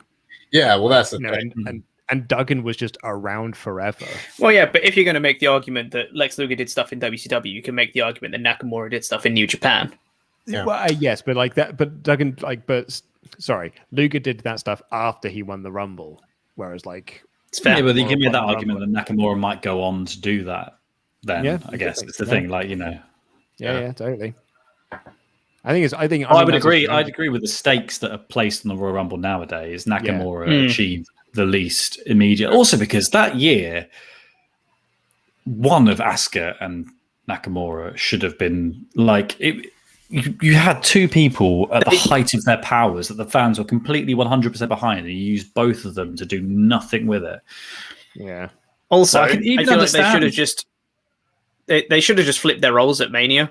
Like, you can have Asuka lose if you want to against Charlotte. If that's still what you want to do. I still think Asuka should have won. But if you want to have Charlotte win, fine. Have Asuka turn heel afterwards because she's so mad she lost her streak. Have Nakamura, AJ Styles be babyface versus babyface. If you want to have Styles win, fine. Still don't agree. Think Nakamura should have won. But have him still be face afterwards. Don't do that whole I hate you heel turn thing. Have the streak mean something instead of Asuka going, congratulations, we're friends. Hated that. Because Asuka had already teased heelish tactics in NXT for time before she left as well. Like she was consistently. I agree completely. I think Nakamura should have won. Yeah, Nakamura 100% should have been the one to win, and Asuka can lose to Charlotte, but she turns heel at the same time. Yeah, like absolutely, that would have been fine. Like a streak has to end at some point, and the one thing that wrestling is not very good at is how the bloody hell do you end a streak well? Yeah. So because that to me was the thing where you can have Charlotte beat Asuka, but they didn't benefit anything from that because Charlotte immediately just lost like 2 straight matches to Carmella, and Carmella wasn't any more over for having beaten the person who beat Asuka. No, it's like exactly. They can't comprehend, oh, this person can't lose, therefore we don't know how to book them. Because the only way we know how to book people is if they lose all the time. It's bonkers to me. It's like it didn't really elevate Charlotte because she was already, top of the top. So beating Asuka just made it look like, oh, so no one's on Charlotte's level still. Not Charlotte's more over for beating Asuka. They should have just done. They should have just done both win. Like that's the best choice. If you're just going to maths it out, it's just the best choice. And I get the fact that it's 100%. In terms of PR, there's still that bit of you don't necessarily want 2 Japanese faces on a poster because of the way that for some reason PR people view the idea of like that's unsellable. In the same way that the WrestleMania poster has Bobby Lashley right at the back, and there is just Asuka on it either. This stupid idea of the way that PR works. But it's just such a shame. Yeah. And particularly like having Charlotte retain and AJ retain makes even less sense of the fact you had Brock retain in the main events. Yeah, I hadn't thought of it that way. It's like, what were you saving the big title change moment for? Yeah. And that's the thing is that even though it's a foregone conclusion, that idea that like you build a feud up to Mania where the final big moment happens, and that's the payoff. That's what a TV series does. Like TV series have, in episode 10 of a TV series, has the big thing happen that you've been building to all season. And to just swerve for no reason is basically just doing what Game of Thrones did when everyone went, oh, you F that, guys. You absolutely F that by not doing what we all expected. That was a nasty bump by Nakamura falling to the outside as well. And then that replay. This dive was sick, though. Yeah. Oh, side on. Good. Yeah. This has been a really good match. Just an FYI. Unsurprising. I guess like with the Brock thing, because AJ retained and Charlotte retained, they were like, oh, everyone expect that Roman will win, but Swerve Brock won. So like maybe they just did it just for the sake of the swerve. Yeah. I also have very strong feelings about WrestleMania 34 because on a personal level, it really disappointed me because it was the first show I was showing my friends who weren't into wrestling at all. And I was like, we'll watch Mania together. It'll be a good time. Get some snacks, have a few drinks, it'll be a good time. And it was crap. And they hated it and they've never watched wrestling since. And that burned me personally because they thought I was an idiot for liking wrestling. Yeah, I get that. Yeah. Because I remember people leading up to that were saying that WrestleMania 34 had the best card of any WrestleMania ever. Right? Like, Dude, on paper. so great. Like there was a point when I thought it was the other team in it. It was New Day, Usos, and Bludgeon Brothers. Yeah. And I was like, this has every chance to be Revival, DIY, Authors of Pain, Devils of Austin. Right? Like it could have been so great, but it got like 3 minutes. Yeah. And I was like, okay, well that's that then. And the opener was pretty good. Miz Balor Rollins for the IC title. That's a pretty good match. I was like, okay, good start. Oh, Touching the Ishimori's. You had Charlotte and Asuka go on right after that. So like it was a good start to the show. And then you had like Nicholas win the tag titles. And everything just kind of got boring for a while. Oddly was one of the highlights of the show. It really shouldn't have been. And you had you can always tell when he's not going to hit a Kinshasa. Yeah. A Kinshasa. Daniel Bryan in his first big wrestling match back spends 80% of it selling on the outside. Oh, God, yeah. Yeah. There were a lot of people talking about Daniel Bryan coming back because it was like the anniversary just passed this week. And it really blows my mind that like he came back and they immediately had him team with Shane McMahon at WrestleMania and then feud with like Big Cass for 2 months. Yeah, the Big Cass feud did nothing. But like it was Bryan wanting to put someone over. And it just like, but like the story that, because I was reviewing SmackDown this time and I hated that feud because it was just like, I am tall, you are short. And I'm like, dude, we've been down this road so many times and it never works. Doesn't get over. And like WWE, what do they do a few years later with Baron Corbin and Chad Gable? I am tall, you are short. Like they got one story. They just keep telling over and over again. But it drives me nuts. Like he never even got like a big babyface main event run. Like this is the closest we've gotten to it, and that's just wild. Well, it's just I don't think they actually understand how to put people over. Love that pin as well. That pin was great. Right, yeah, that was so. Cool. Go on. That was. I thought was he lining up for a Kinshasa? No. Then he realized we've got another spot to do first. Now we're getting up to the Kinshasa. Into the Kinshasa. Let's go, Shinsuke. He's not going to hit it, but let's go, Shinsuke. Yeah. He did a bit more drama to that one, no? Yeah, no. Oh, not the. Oh, it was almost a schoolboy. I thought we were going to knock the ref over for a second then.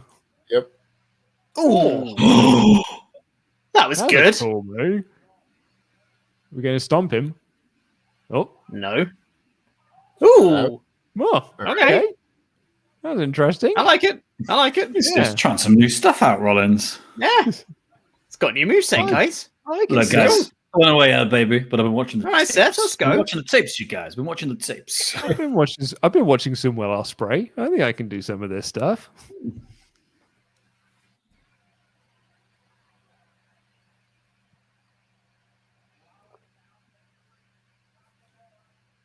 And there's a stomp. Oh, that was a heck of a stomp. Oh, that was something. And Seth wins. That is, you can tell that Seth Rollins is a student of Triple H in that if you know that you're about to win take as much time as you want in hitting your moves because it makes your moves look so much more impactful. Yep. So then when you win, it's like it looks like my moves were so devastating. I had to sell for ages. Pin. I got a 10 count, but they just weren't counting. Exactly. I hit my big kick, and now that I know that you've got to set up for the stomp, I'm going to take 40 seconds to do that. So you have to sell my move for ages. That was a fun match. That was a fun match. That was I really good. enjoyed that. That was really, really enjoyed it. And it didn't John, have a stupid finish. And it didn't. And do you know what? That's actually brought me back into this pay-per-view because I was out of this pay-per-view for quite some time. What else we got? What's coming up, Luke? So we got Universal title. Universal title. We've got Roman Bryan. Drew Sheamus, Bliss Orton. No holds barred. Bliss Orton. Like, those are our last 3 matches, right? Right? It's only 10 past midnight. Gorgeous. In fairness, I could see Drew Sheamus and Reigns Bryan going a while. And I feel like if it's cinematic, Bliss versus Orton could go for ages. Right, I'm going to the loo. Back in a moment. Have fun. What are the odds that Orton and Bliss is the main event? Oh, fuck. Hate that. I think it's possible, though. Yeah, it is. And that annoys me. Oh, that video editing was not good. Should we do some ultra chats while we wait for Luke to come back? I was going to say we should probably do that. So John Ward said, love the show. This is my first time watching along with a pay-per-view. Welcome, John. What are your feelings on a winner gets custody of Reginald match at Retribution? No? Hate all of it. No one's into who gets custody of Reginald. Right, Lavery says, hi lads, late to the stream, so may have already been asked. Have any of you had time to watch the Snyder Cut yet? And what are your thoughts on the film and potential sequels? I've not watched it yet. Anyone watched it? I have. No. What did you think, Tempest? I was so ready to hate this movie. Like, because I'm not a Zack Snyder fan. I haven't liked any of his movies, in a really long time. I was very pleasantly surprised by this movie. It is too goddamn long. There is a perfect cut of Justice League out there that's this movie trimmed down to like 2.5 hours. That is the best version of Justice League that exists. That being said, I would like the tone is better. They got rid of a bunch of like the really corny, stupid jokes that were in the Justice League version. A lot of the characters get a lot more like character, funny enough. There's a lot more motivation. Some people's like entire relationships with other characters are just totally different. And without going into like more spoilery stuff for later in the movie, it's like this is the Justice League movie that I kind of always thought we would get one day, because like the first version of it didn't feel like when the Avengers movie came out, it was like, wow, we just saw like an event that was really cool. And then Justice League came out and it was just like a stupid cartoon comic book movie. This felt a lot more epic and cool and everything. So a solid thumbs up. Not great, but a solid thumbs up. I have seen the first hour. So I've watched an hour of the movie, but without the slow-mo, I've seen 32 minutes. And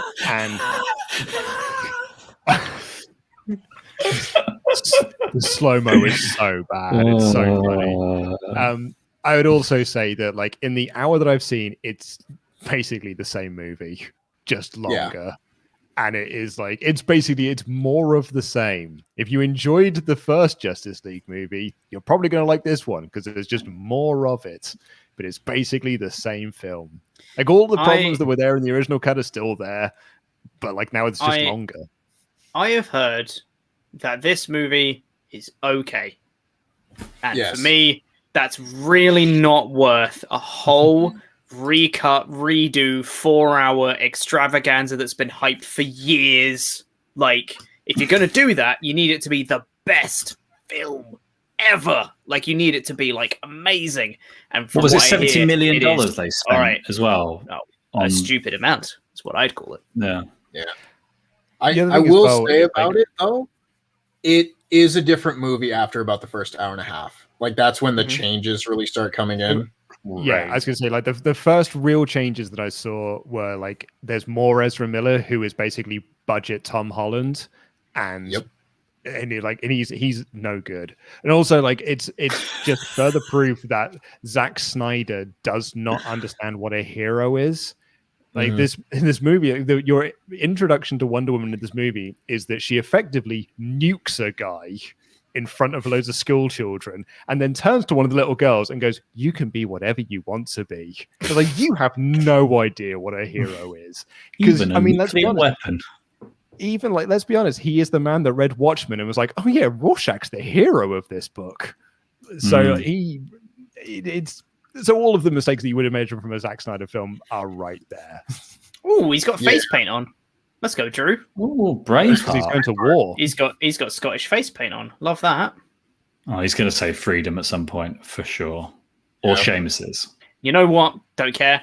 He'd still be great at doing it. Drew's amazing. Drew looks so cool.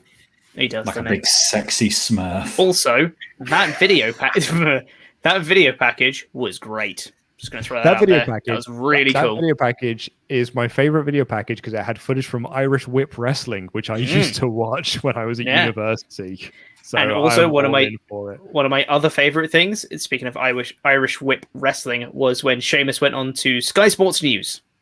And one of the presenters said, also, we see here that you used to wrestle in Irish Whip Wrestling. Tell me, what is Whip Wrestling? And he was like, you can see Sheamus just like, Irish Whip Wrestling is a promotion, a wrestling promotion that I used to wrestle in. It's not a Whip Wrestling is not different. It's generally one of my favorite questions. Just a classic example of wrestlers going on to do media stuff and them not having a clue about wrestling at all.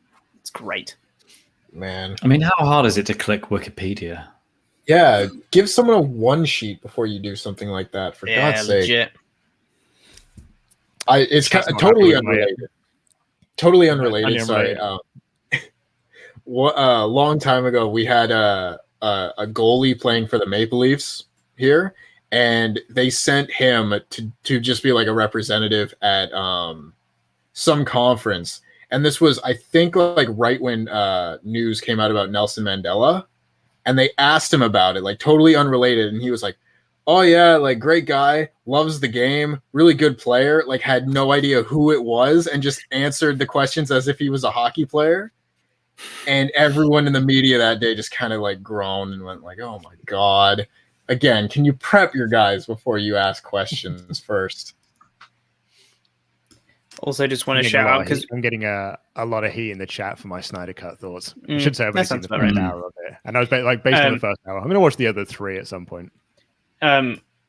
We don't do it very often, so I wanted to give a shout out to the camera work of WWE in this instance. There's a long shot of Drew's face, and as he walks away, there's the skull of the WrestleMania logo exactly where his face was. I thought that was really cool.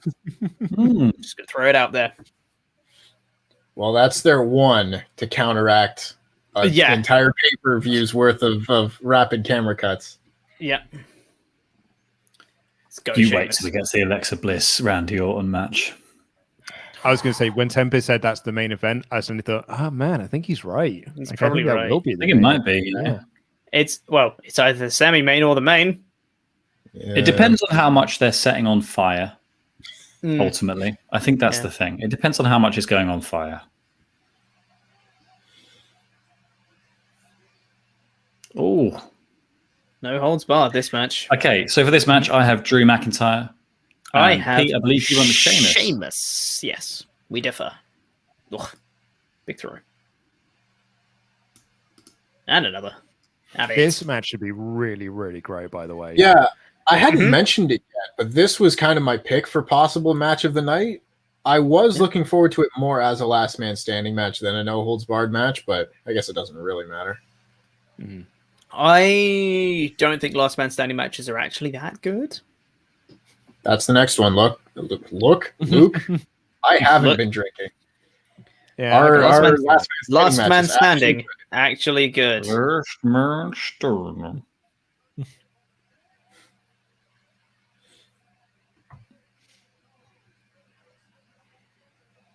Look, you've caused absolute havoc in the comments with this Snyder Cut stuff. It's gone off the chair. Well, like, of course, 3,000 people losing their damn minds over it, Luke. Of course it is. It's because I said it was fine. And like in this internet world, you have to say it's either amazing or it's shite. And because I said it's fine, people just assume that I'm thinking it's bad. It's fine. Well, it's fine. Like it's not good. It's not bad. It's fine.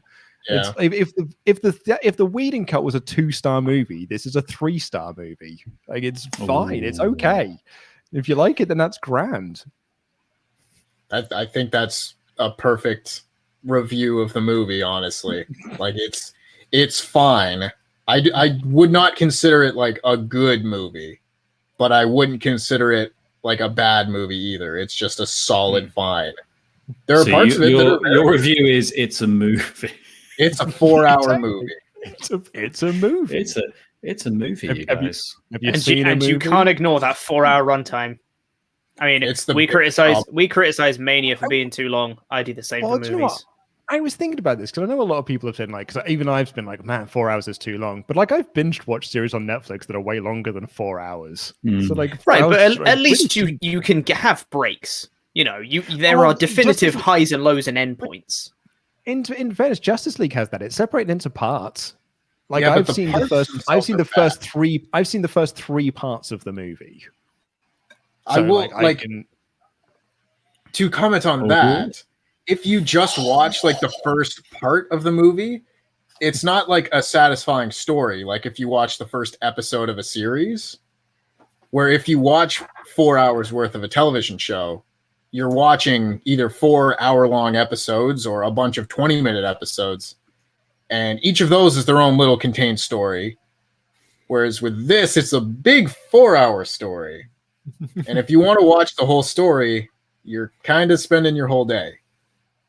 It's like, you better be making Lord of the Rings if you're making a 4-hour movie. And this movie is not Lord of the Rings. Everyone's now getting about, and now everyone's on my side. That it was just What about the Marvel films, you guys? We should probably talk about wrestling, guys, because this is a pretty good match right now. And also because it's blooming Kendomania in the old ring. It's like a gigantic game of Kaplunks going on. That is when you know if I start really running out of ideas, if I start doing like, are kendo sticks actually good? Also, was that just straight up bro kick that he just did to Drew? Yeah. Also, because I thought he bro kicked the kendo. That's why I didn't react to it.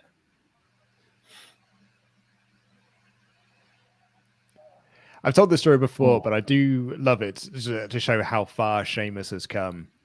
The first film I ever made back in 2007, it's just after I got out of university, I had a character in it called Johnny Vodka, who was my lead villain.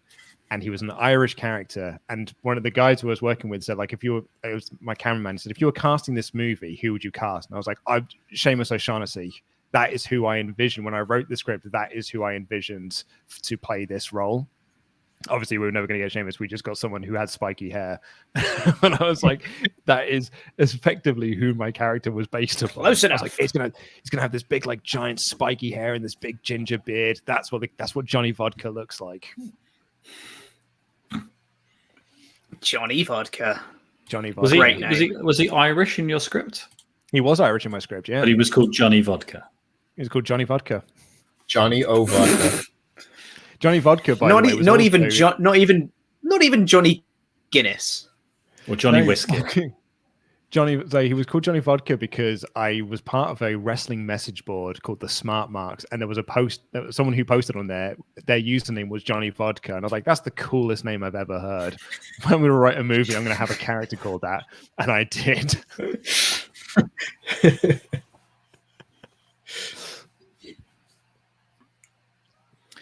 Ooh. Does he feel sorry for him? Was he just pitying him? Or is he just... No, he's going to batter him now. He's done that thing with the face paint where he's got the one that does not sweat proof. Look at that. He's got the smile as well. Also, has he got contacts in as well? Has he got blue contacts in? I saw some people who really weren't into the face paint of really?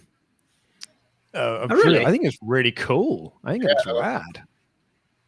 At worst, I'm different. I think it's pretty upset. smart for him, especially because he's going to war for it. Like, it feels like it's a war thing, like it's a proper heritage thing. Oh my god. That's How actually much better would this one of be if the this is best a number things one I've seen contenders Nintendo match? say. Yeah. I don't know. Oh, that's a good crack. I mean, Crikey. the reason that I've heard for why this People are isn't a number stirring in the comments. Look, kendo sticks are fine.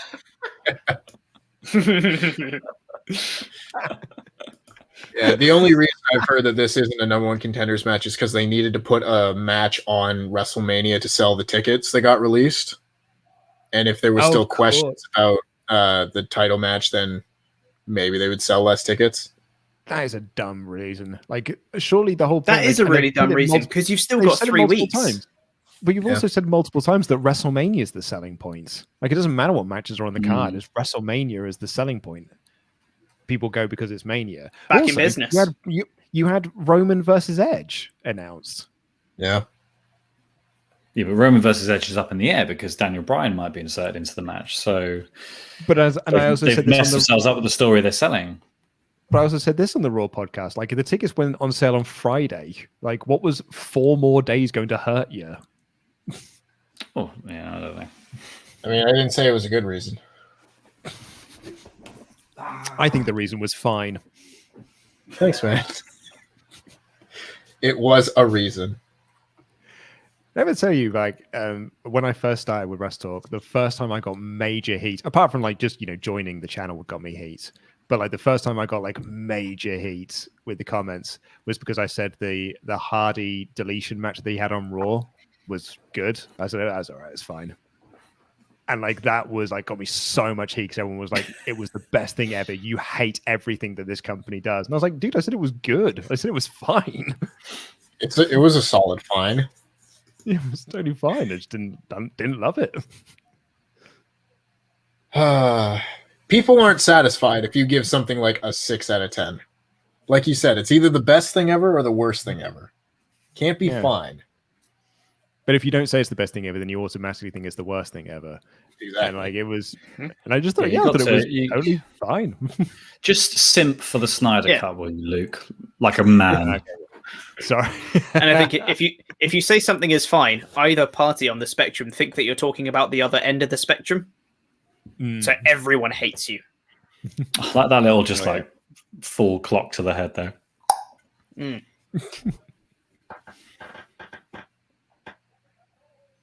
Although I think history has proven me right on the Matt Hardy deletion match thing. Yes. I would agree with you. It's fine. Yeah, It was a solid right. fight. It's like I thought the one with Sammy Guevara at Full Gear was fine. It's like it was all right. It wasn't as good as the ones in TNA, but it wasn't bad. Yeah.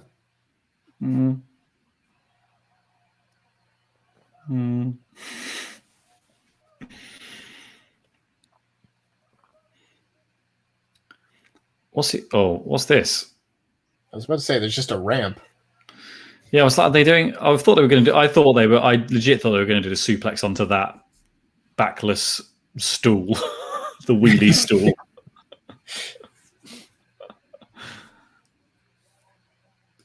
And Sheamus and Drew are going to be posting up some pictures on Instagram later of their gross backs. It's so real, guys. Johnny Vodka was fine. It's actually not that good a film. Johnny Vodka was fine. Oh, we've lost Pete now. We've lost Pete. I mean, yeah. Oh no, Pete's back. Here he is. Hey, Pete. Apologies. Because my internet was bad, and then I cut out for a little bit, and then I was like really behind you guys. Everything I was saying was really delayed compared to what you were saying, so I just refreshed. You just missed someone saying that Johnny Vodka was fine. Then he was. It wasn't a very good film. He was fine. There's a lot in that film that I'm very not proud of. Very not proud of. Sounds really ominous. My acting is some of it. Like the female characters I wrote were quite poor, and yeah, it's not good. I also did a lot of swearing in it because it's cool, right? Swearing is cool. Edgy. Swearing is exactly. That's exactly it. I was like, oh, I'm being so edgy because there's so much swearing in it and stuff. That's rough. That is how I feel about the Snyder Cut sometimes, though. Yeah, like swearing. We're back on the Snyder Cut again. Jesus Christ. Yeah, I was 21. Keep us off this, please. Well, I was 21, so like I didn't know any better, and yeah, I thought I was being cool. And then my mum saw it, and she was less than impressed. And I was like, yeah, maybe this isn't cool.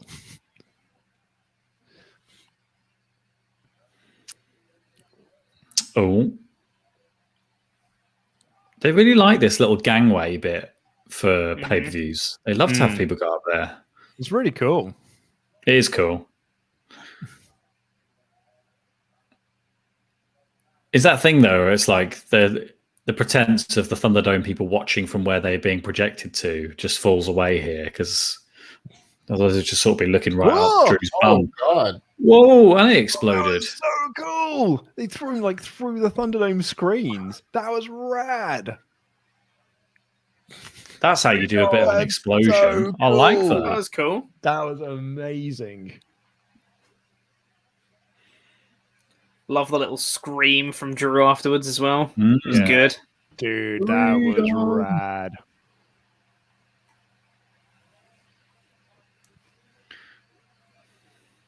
See it again. Yeah, that's cool. Yeah, that was cool. Someone in the chat just saying, like, people paid for those screens. Their faces aren't there anymore.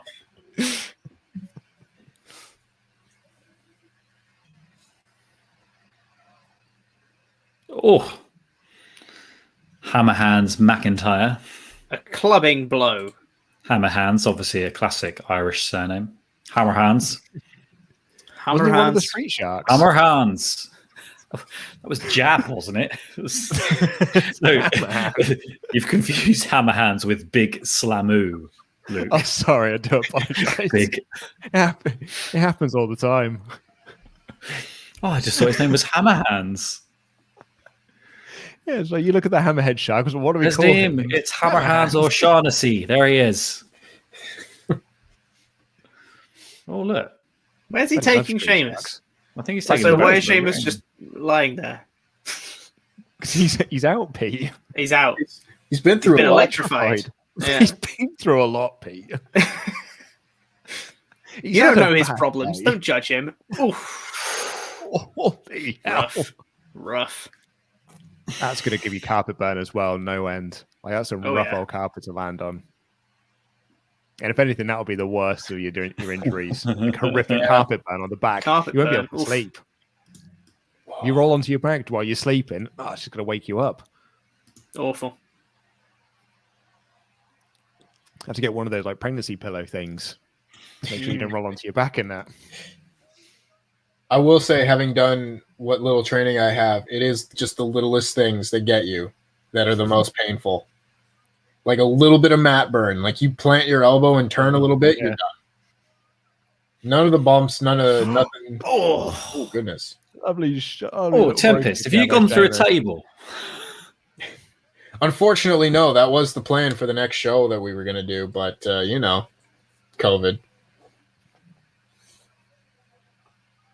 I really do. Those things are expensive when you're not just WWE trying to go and buy them in mass.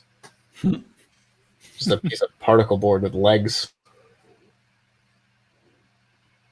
Oh no! Always one of my favorite things about going to indie shows is them wanting to do a table spot, and it's just like, well, what table have we got? We'll get like a painter's table or something, because at least there's like no middle to it. It just looks real stupid. Like a folding table that's already like folded, like bent in half. Yeah, but to be fair, as we saw from a show that we went to, Luke, if they're told that they can't break a table, they'll just do it on the floor anyway. That powerbomb spot off the apron in the OJMO. What's his face? Ducky. Yeah. Rob Sharp. The Frontline show. I was going to say I wasn't there for that. Oh, well, they did a powerbomb off the apron, just onto the floor, my friend. No, I think I was on holiday. Huh. But I could have sworn you were there. Show, though. I heard it was a really good show, but I wasn't there for it. God, made a fan of Miyu Yamashita out of me. God, that was a great match. That was really good. Get some white noise through the announce table here. Seems like it. Yeah.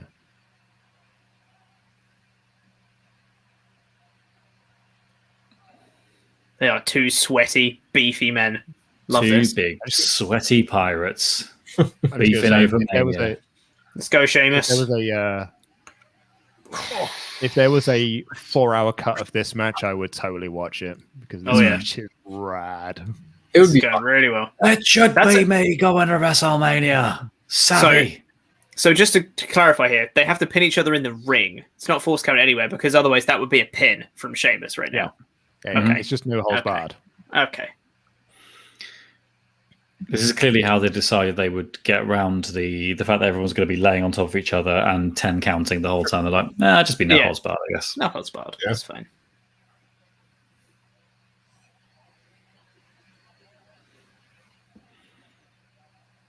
That cut on Sheamus's back looks nasty. I was saying you're going to come in the back. Sheamus is standing up holding his butt cheek. He's like, oh, my ass. The ultimate white noise. Never mind the white noise. What about the brown sound? God, it winds me up so much anytime WWE does that "This is awesome" chant in the Thunderdome, because it just makes me resent them, even though this match is awesome. Just shut up. We can tell you when it's awesome. I get what you mean. Oh man, Drew Sutton is so good. Yeah, and this is the thing. This is the best tactic for Drew as well. Just go dead weight because Sheamus has hurt his ass. So yeah, he's not gonna be able to lift him. Yeah, gonna struggle with the whole squatting, holding his ass. Oh god, I pulled a butt. Lieutenant Dan, ass cream. Oh, it's got part of the table. It's a chair right there, mate. Nah, table's bit more of the table, much better. He's scooped his hoop. He's absolutely scooped his hoop, just like X-Pac. Oh god, is he going to leave that there? Oh, don't do that. That looks like a horrible thing to land on.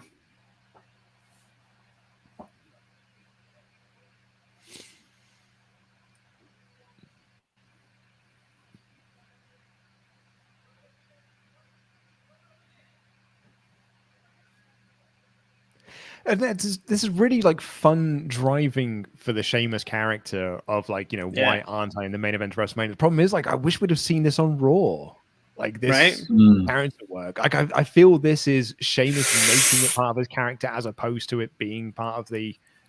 I think he was going to do DDT. He is as well. It did not come anywhere near that thing. That did not. Man. Drew gets the win. Claymore out of nowhere. Ugh. Loved that. That was great. That was a really good match. That match ruled. Pete, who'd you have to win that match? Okay, Sheamus. so as a quick update on the scores, then that means it is currently 5-2 to Fakador. 5-2 to El Fakador. So it looks like the Ollie Authority will not be bringing home the Jam That Championship. Still, smells like Captain. Still your Jam That Champion, El Fakador, Laurie Blake. Fakador as our champion, do you have any words? It's an honor to serve you all, and I will see you at WrestleJamia. You certainly will do. Pete, commiserations to you, obviously. Do you have any words? Sorry, I'm trying not to burp into the microphone. Do you have any words you'd like to say? Obviously, you were, fighting on behalf of the All Authority here.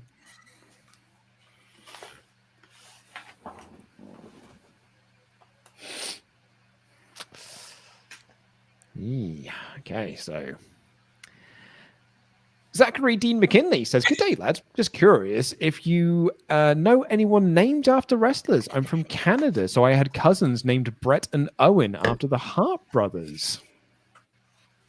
I don't know anyone who is a wrestling fan, so unfortunately not, no. Tempest, you're Canadian. I am Canadian.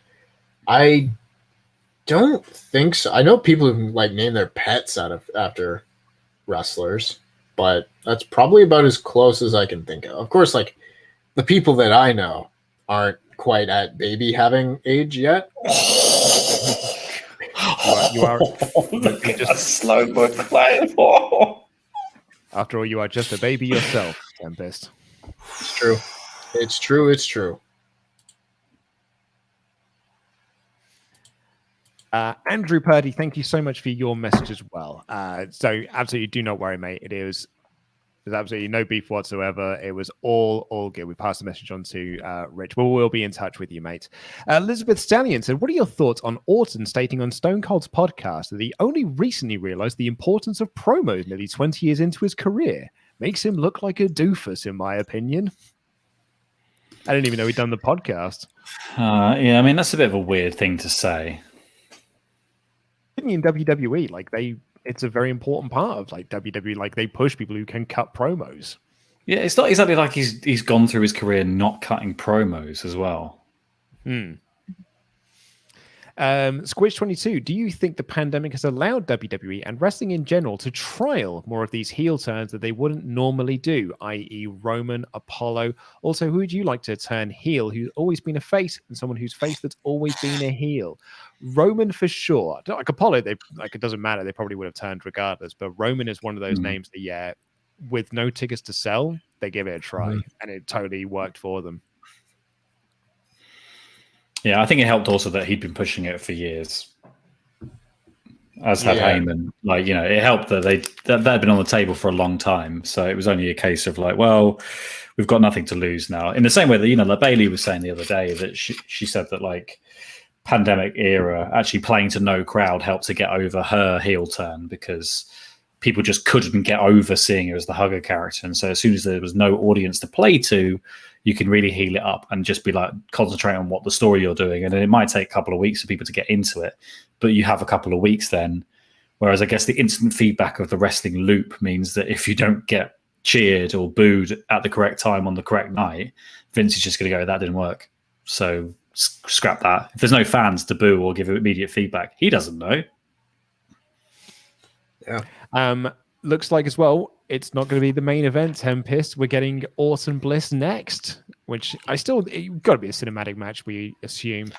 Go through some more of these hype chats because we've got a bunch of them to get through. The Zorni says, "As always, I only watch you and not WWE. It's so funny when you stop talking and not even Pete, who's normally so dependable, explains what's going on. Love your work." And hello to German Dan when he finally catches up. Adam Hunter, Wink Yahoo. This is an explanation for you, Tempest. Wink Yahoo was the host of a kids game show called Uh-Oh, where kids would compete in teams to win prizes, and one of the gimmicks of the show was that a big dude called the Punisher would slime kids if their partner got a trivia question wrong. Probably in the 90s. I don't know why that was directed at me. Maybe it was a show on in Canada or something like that, but yeah, it's probably in the sounds 90s. like it. We didn't have it. Yeah, EAce446. Man, I was hoping for Big E to overkill to the point they pull a double turn for Mania. Botched or not, that ending was unfortunate. Or I don't know if they'd have done a double turn. I'm not sure you can do that. This is how far back we are. Greg Murphy, that can't have been the planned ending for the Big E Apollo match. Was really enjoying it. It was a botch. If it was a botch, why not just restart it? If it was intended, oh my goodness, way to make your new cool heel look very dumb. Also, Mania versus Shane, Elias, and Riker. Wait and see. I think it's going to be Braun versus all three of them. Jeff Prolio says, Fakador, the Braun coming out as a train like Thomas the Tank Engine killed me. WWE Freak says, every second of Strowman versus Elias is a second I will not get to sleep. I will get to... Love this. Every second of Strowman versus Elias is a second I will get to sleep later tonight. Thank God I'm not at home office at the moment. Otherwise, I wouldn't even be watching right now. Greetings from Germany. Continue the great work. Thank you very much. Salvation awaits as Braun's nips stay erect because he has them pierced. Also, friendly reminder, the tights O'Neill. Leon Kwashi, I watched NWA Back in the Attack. It was a show. The Merciless, hey guys, I was just curious if you guys are looking forward to WrestleMania. If not, what would you guys think could make you look forward to it? I will be excited for WrestleMania when WrestleMania arrives, because I always do. It's just the way the WrestleMania is. I think that's the thing, is that I'm not actually that bothered by many of the things that they're building to at the moment. And I think they're doing a bad job of building to the things that I should be excited for as well. But I still will be excited come that week. Mm-hmm. Yeah. Jay Spalding says, if I'm paying $5 for a Peacock, I need to pay you guys more. Way more entertaining than this pay-per-view. Side note, Tempest, you should look into a medical nose guard. It could help you with the mask situation. Jam that jam. While I do appreciate that, I have alerted the other members of the stream that I have ordered a new mask. So hopefully this will be a problem of the past, and I will not have to look like Rudolph the Red-Nosed Wrestler anymore, starting hopefully in the near future. Peter Hamley, what's the point of this pay-per-view? Honest question. Also, Luke made me corpse with that. It's Revolution, but with slime comments. WWE, this company, sucks, but WrestleTalk is life. Hashtag don't lick the championship. Don't lick the championship. And Pete, you can't lick the championship. TGM Tell 13 said, I think Seth is using Jimmy Jacobs' wardrobe hookup. The materials, etc., look like they could be from a JJ closet. Keith Weaver, hey guys, if you could pick one from WWE, one from AEW, what wrestlers would you pick to have a one-on-one match with Eddie Guerrero in today's era? Kenny Omega is always going to be my answer. And I would like Eddie versus Penta. Oh, that's tasty. Like Eddie versus Ray Phoenix too. Yeah, I was going to say Phoenix is another one. Paige. WWE. Either Ethan or Hangman. AJ Styles. AJ's a fun one. Oh, yeah, AJ would be wicked. I'd quite see Eddie versus Montez Ford. Oh, that's about that speaks to me. I don't know. Oh, no, Randy's already throwing up. He's already throwing up the black stuff. I hate this. Oh, no. Up, guys. Oh, no, you guys. It's like Bruce Bogtrotter eating the chocolate cake. Oh, Lord. Oh, no. Randy's like freaking out about it now, you guys. Thankfully, someone had a towel. Oh, God. It's like they knew. I do also love that Randy Orton's like lettering is Guitar Hero. Yes. I wasn't going to say that, but I was confused. It's like Jeff Jarrett in TNA. Also, I'm a big fan of the fact that they had Randy Orton throwing up black goo and they cut to a shot of the Thunderdome crowd and them going, yay! Woo! Goo! Yay goo. They're going to do a yay goo spot. Yay goo. Someone said this is off to a goo start. Very nice. I hope he throws up some more. Here we go. Here comes Alexa Bliss. I don't know why. The contrast of the whole supernatural Orton throwing up stuff and Bliss's music is just a great contrast. Yeah. Well, they heard me because they changed it.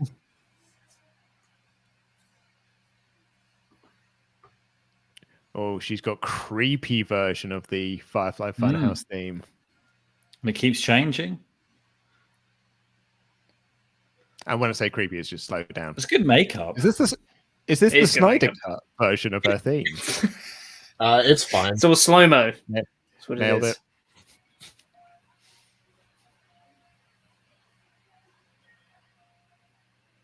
I like that she's just happy to do a regular entrance. I know. Well, that's because she's in control here. She's got the mind games. She's already winning. He did a throw up. Ah, they had the version of it when you get struck by lightning in Mario Kart. It has that sort of that sort of music to it. And you spin out. Yeah. Oh, are we saying then that actually the Randy's just been hit by a blooper? And that's why what it he's is, throwing yeah. up the black That's why he's stuff? throwing up the ink. Of Yeah. course. WWE is just Mario Kart. Oh, fire. Mhm. There's fire. Oh. Did you see the ref just dived out the ring from the fire? Ref was like, fuck Literally. this, I'm not reffing this match anymore. Fuck this shit, I'm out. No thanks. Oh, Randy ran into the ring post. Come Oh. on, mate. Have you not watched a Braun match? Could have seen that coming. Or a Big Show match, or a Mark Henry match, or a Ryback match, or An any Ryback other big match. man match. Tell you what, though, as crap as this story is, Alexa Bliss's acting is pretty good. Dude, I was about to say the exact same thing. Bliss is so good in this role. Yeah.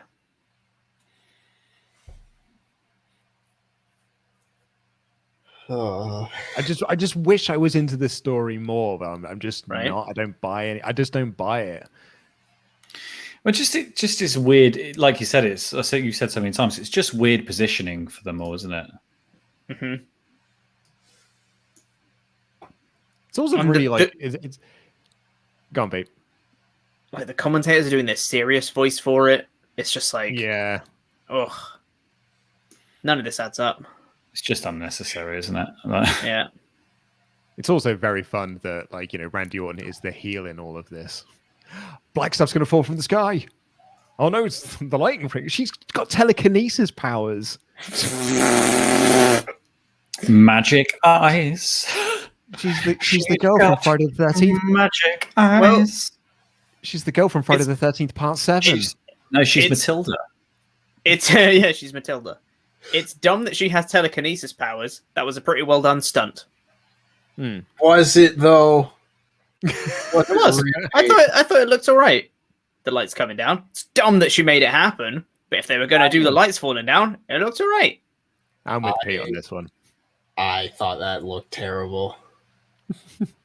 They just placed the camera behind her and dropped it, just placed it. Yeah, I'm talking about how it looks, not the logistics of it. No, I understand. I still think it looked bad. I really wish I liked just this. So, Tempest, I could not agree with you more. I just wished I liked this. Yeah. You know, Also, saw a comment in the chat. Someone saying this match would be fine if it was 4 hours. It'd be fine. I just wished I liked it. yeah. I just don't like See, it. this is going on for so long, and I'm just waiting for Fiend to come out and just do a mandible claw, Oh, and she that's shot it. fire, but she Hadoukened him. Whoa! Hadouken. And that's It's not. but again, she's No the holds baby barred, face. yeah. Oh god, she's doing firebending from the M. Night Shyamalan Last Airbender movie. Ew. Christ. She got the fire flower. It is Mario Kart. Mm. It is Mario Kart. I like how Randy sold that burn one for Oh, here we go. Here's the Fiend. What? decades. Look at him. He's got burned in that. Like he's got burned fingers and Oh, stuff. it's all burnt out. Okay, that's something. Oh, that's cool. That's something. Looks cool. Oh, I like That's an that. incredibly strong arm to hold him in place. There's the fire. All right. And here's the Fiend. Oh, Oh, look at him. He's Oh, it's all a burned. Fiend. He's got a burnt mask and everything. The commentator, like literally, Byron Saxton, literally just said, "What is that? The fuck do you think it is, Byron?" Byron. Oh, that's a cool look. Is it? Yeah, I like He looks it. a little bit like a Teenage Mutant Ninja Turtle as well as a It Fiend. is 100% Child's Play 2. Like, that is what they're going for here. Is Child's Play 2. Like when they burn him at the end of the first one, and like they're rebuilding him at the start of Child's Play 2. Like that is. Oh, And Alexa Bliss wins. Also, DQ? No, Alexa Bliss won. The referee got in the ring and counted. DQ? Fiend? Fiend just attacked Orton. Referee was right there. He saw it. I think, Pete, the referee didn't see it. there was. I don't think the referee wanted to argue. Christ. You can't I think just that's a stop cool- I using think the that's a rules cool when it's costume. convenient. Come on, WWE. I like this mask, man. I think that's really smart. Like it's proper Child's Play 2, and I really dig it. I think okay. this needed more production. I think You think it needed you hold on, Fekador. You think this needed more production? Yeah, like it needed more camera angles. It needed better lighting. It needed right. not the commentators commentating over the top of it. It needed suspense. Like everything in that works. It just didn't work in the way they presented it. I also think that I agree with you. I think the mask is cool. I think the rest of the outfit isn't. I kind of dig it, man. I liked it. Let's get through some more of your Ultra Chats. Jay Burke says, Shinsuke has his old entrance music. 3-week push. Here we go. I think he's had it for a while now. He's had it for a while. Flaming says, I've got a tiebreaker idea for you. Every paper you go forward, you guys should do a how many 24 title changes will happen, and you can't pick the same number or say 0. Closest wins. Flaming also says, Pete, the reason Asuka hugged Flair because in Japan there's a thing called respect. Asuka saw a lot of respect in Flair beating her and breaking the streak. If they were in Japan, there would be streamers and ribbons flying in for the ring. Fact check Tempest. It's true. Yeah, there's streamers and ribbons. It's a really cool visual. I remember the one time they did that in WWE. The Beast for the East, whatever. Beast in the East, yeah. Yeah. And there was ribbons everywhere. Are you saying that Flaming's correct on all of that then, including the hugging and the respect and everything? I mean, I can't say everything is correct. The streamers are definitely true. I don't know if there are streamers. People don't hug all the time in Japan. It just seemed weird that Asuka's built up this undefeated streak, lost to Charlotte Flair, and goes, "You've done a really good job at beating my streak. Well done. Pat on the back."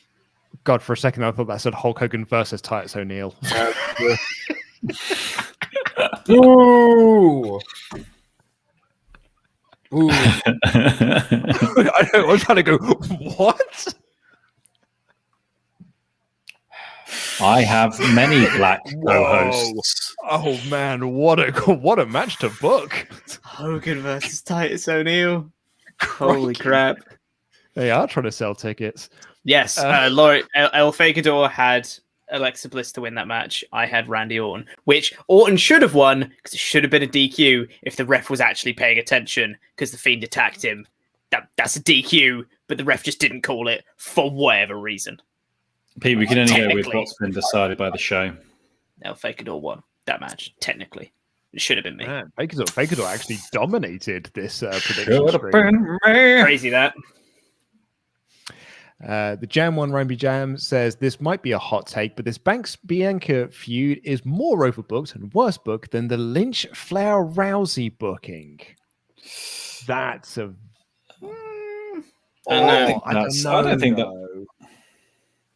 I don't know, like the bringing out of Charlotte being like, and Charlotte's in the match, and then Charlotte like winning a title in that. Yeah, I don't know, man. Like, I think there's suspensions. They got arrested. Yeah. Becky Lynch apologized. Charlotte did the whole like all the handcuff behind the back Riverdance bit. Yeah, I don't know about that one. Chaotic Punk says, can Reigns do the Stone Cold pass out from the pain spot and not tap out and have it be good? 100% they can have it be good. I wouldn't do that Phil on Roberts- this show, but No, I wouldn't do it here. Phil Roberts says, I'd like to thank Luke for helping me find something positive from the Braun match. That was the most interested I've been in a pair of pay-per-view nipples since Miss Kitty at Armageddon 1999. 24 Degrees says, do you guys think we can expect any unexpected returns? Well, we just got the Fiend. Jake Muldoon says, I was watching Adam's video of wrestlers in the wrong era, and I've come to the conclusion that Roderick Strong is Dean Malenko, but with more personality. Interesting. Interesting. Good observation. Like that.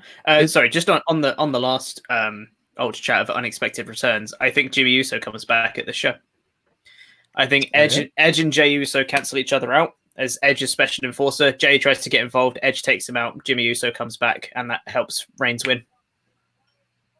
That's my prediction.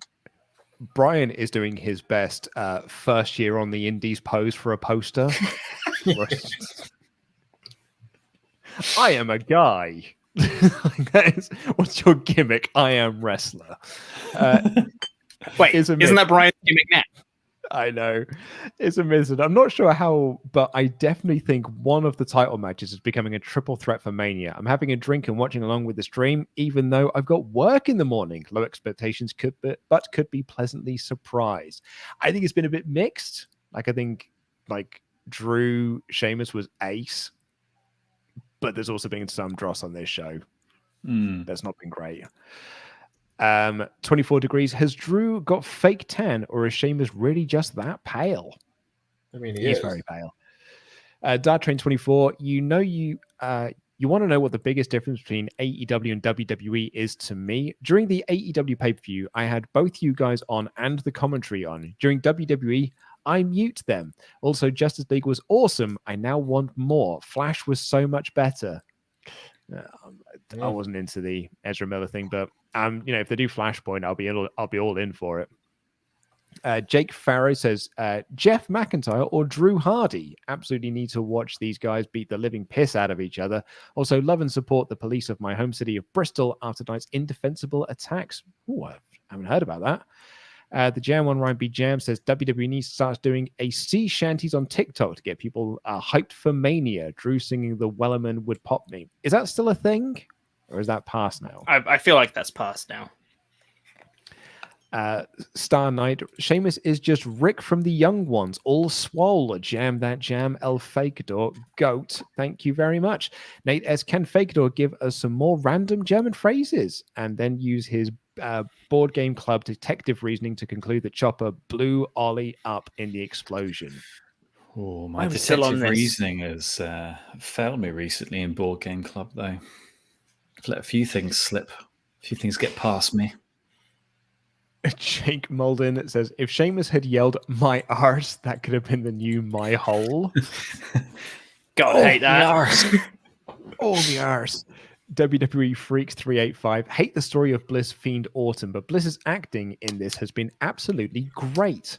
Benny Boy 004. So during the Orton match, he did the shoulder into the post spot. So did Nia, Biggie, and Braun on this show. Yep.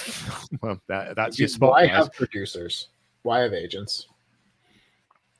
Flaming, you guys are talking about the Fiend or the gimmick of the match, but not that suggestive pin where Alexa is riding cowgirl on Randy.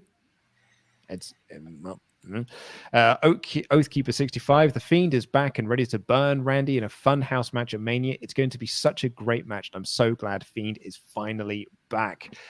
Green Vega Club, I just turned in. The first thing I see is Alexa riding a woman on top of a man. I must be watching the wrong Fastlane. Nate S. Randy Orton versus Alexa Bliss, sponsored by the new Mortal Kombat movie, Toasty. The referee was probably just so stunned at what he was seeing, he didn't think about the DQ Chopper. I mean, it makes sense to me. That's a terrible. That's a terrible excuse. Pete, it just makes sense, mate. It doesn't. Yeah. It just doesn't. Get on board, Pete. It just makes sense. Chopper's been screwed. Craig Murphy, real lame return of the Fiend. No grandeur. Could have been so cool. Mask is kind of dumb, and the costume looked like toilet paper for Halloween. Black vomit meant nothing in the end then, really. Yeah, he didn't vomit him up. I'm really sad about that. I wish there was more, like I said, I wish there was more production to it and it made it a bit more epic. Like, I think that It's like how you don't want to see Batman in the daytime. You don't necessarily want to see the Fiend well lit, especially when the costume's kind of brown. But I wonder if the Mania match is going to be, it's like a cocoon and it like peels off him at some point in the match to reveal Bray Wyatt underneath or something. Tommy Lag said, ladies and gentlemen, Slipknot's newest member, Crispy Fiend. And lastly for now, Leisha Thorne. Burnt Slapjack. Leisha Thorne said, this is the road to WrestleMania. The chat has been more entertaining than the pay-per-view. 2 nights of WrestleMania coming. I have a small feeling that Vince is just making stuff up day to day. Rubber Suit Godzilla. Hey, now Rubber Suit Godzilla is more than just fine. Rubber Suit Godzilla is life. And of course, Vince is making stuff up day to day. That's been WWE for the last 20 years. Just wanted to point out as well, I'm feeling incredibly vindicated right now because I was calling Edge the special ringside enforcer because that's what they were promoting him as, ringside enforcer, ringside enforcer, ringside enforcer. And everyone's like, no, he's going to be wearing a ref shirt. He's going to have loads of authoritative power on the outside. I'm like, no, he's not. He's a special ringside. He's going to be at ringside. And I said, there's no point to their match because he's probably going to be at ringside anyway.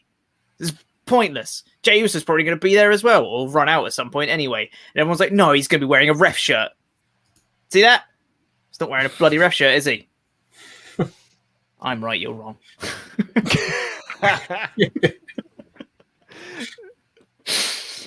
You win that one, Chopper. Yeah. I take the W's when I can because I don't get them very often. Yeah.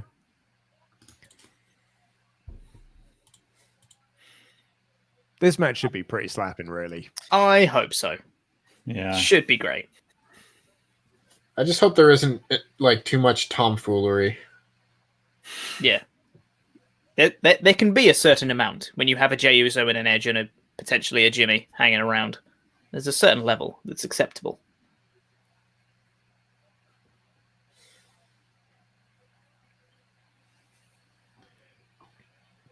Oh, excuse me. I'd just like to thank you all. Also, I'm going to give a shout out to the chat as well, because I think the chat has been awesome this evening. We've actually had messages from producer Rich all night. It's just been talking about how great the chat has been all night. And just been very, very funny and keeping him entertained while this pay-per-view might not be. So thank you all so much for joining us. We've actually got like nearly 3,400 people watching this stream. So thank you all so much for joining us for our Fastlane live reactions. Peter, doesn't necessarily matter. But who you got to win this? Roman. Oh, interesting. I also have Roman Reigns to win this. He looks so cool. Might pick this up for a second. Don't really know why. Yes. Smells good. Someone's made a very excellent point. Would Ollie have... I don't think Ollie would have won anyway, because like Fakador has basically got almost a perfect card on this show, right? Like Laurie has had every prediction right. So there's absolutely no way that Ollie could have won if his predictions had been here. I have to check again, but I think I've got a perfect card so far on Wrestle League. We're checking. Davis had Jackson Baszler. He had Apollo Crews. He had Drew, Bliss, and Roman Reigns. So the only one he had difference was Crews and Big E. And Big E won. So yeah, so Davis wouldn't have won either. Currently on track for a perfect card. That's never happened before. But seems fitting as we head into WrestleJamia, doesn't it? For the champion to be on the hottest streak of his life. Balia Lasagna says hashtag Fakador. Ollie Blue Ollie. Opinions and Beer Network says the Great Khali returns and it's a moonsault on Roman Reigns. Highly unlikely. The Jam on Ryan B. Jam said Crispy Fiend reminds me of that big zombie guy from the Resident Evil 2 movie. You mean Nemesis? That big zombie guy.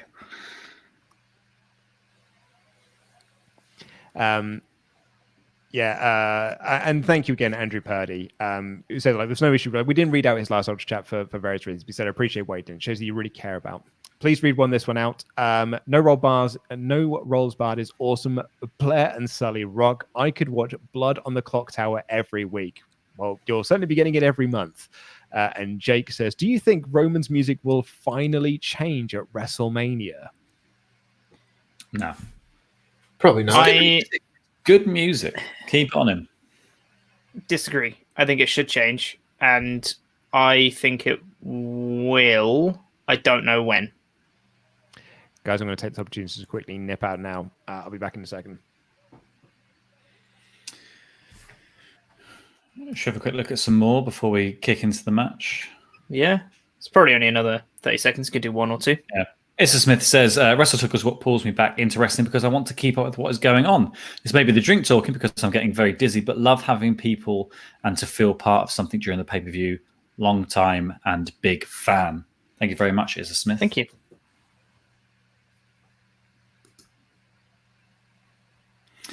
There he is. God, Roman's so cool. Roman Reigns. He is really He's good. so cool. God almighty. You know how people always say that WrestleTalk's biased towards AEW? I'm biased towards Roman Reigns. God, he's just the best. I think when WWE does something right, they do it better than anyone because they've got the machinery to make it feel like a bigger deal than anyone else. Absolutely. But that means that when it fails, it seems like such a bigger failure because it doesn't look like an indie show. It doesn't look like it's kind of some people messing around. Like there's so much production into it. It's like, how did you F this up so bad? Exactly. Yeah. When they have the potential to make things great all the time and they don't, that's what makes it suck. Like WWE should be good. Yeah, no, absolutely. Frustrating. At a baseline, should be good. But it's that thing of like you've got all the history, you've got the money and the opportunity to hire all the people who know what they're doing. You've got the opportunity to hire good writers. You've put on good shows before. You've got the best wrestlers in the world, some of them at least now, signed up to your company. How are you messing this up? Well, at least they've done something right with Roman Reigns and Daniel Bryan. Yeah, both of them I think are success stories in WWE, sort of. Bryan not so much. But you got to look at how long the history is of even that. Like, you know, Roman Reigns, it took a once in a lifetime thing to happen to the world outside of wrestling for them to let him turn heel.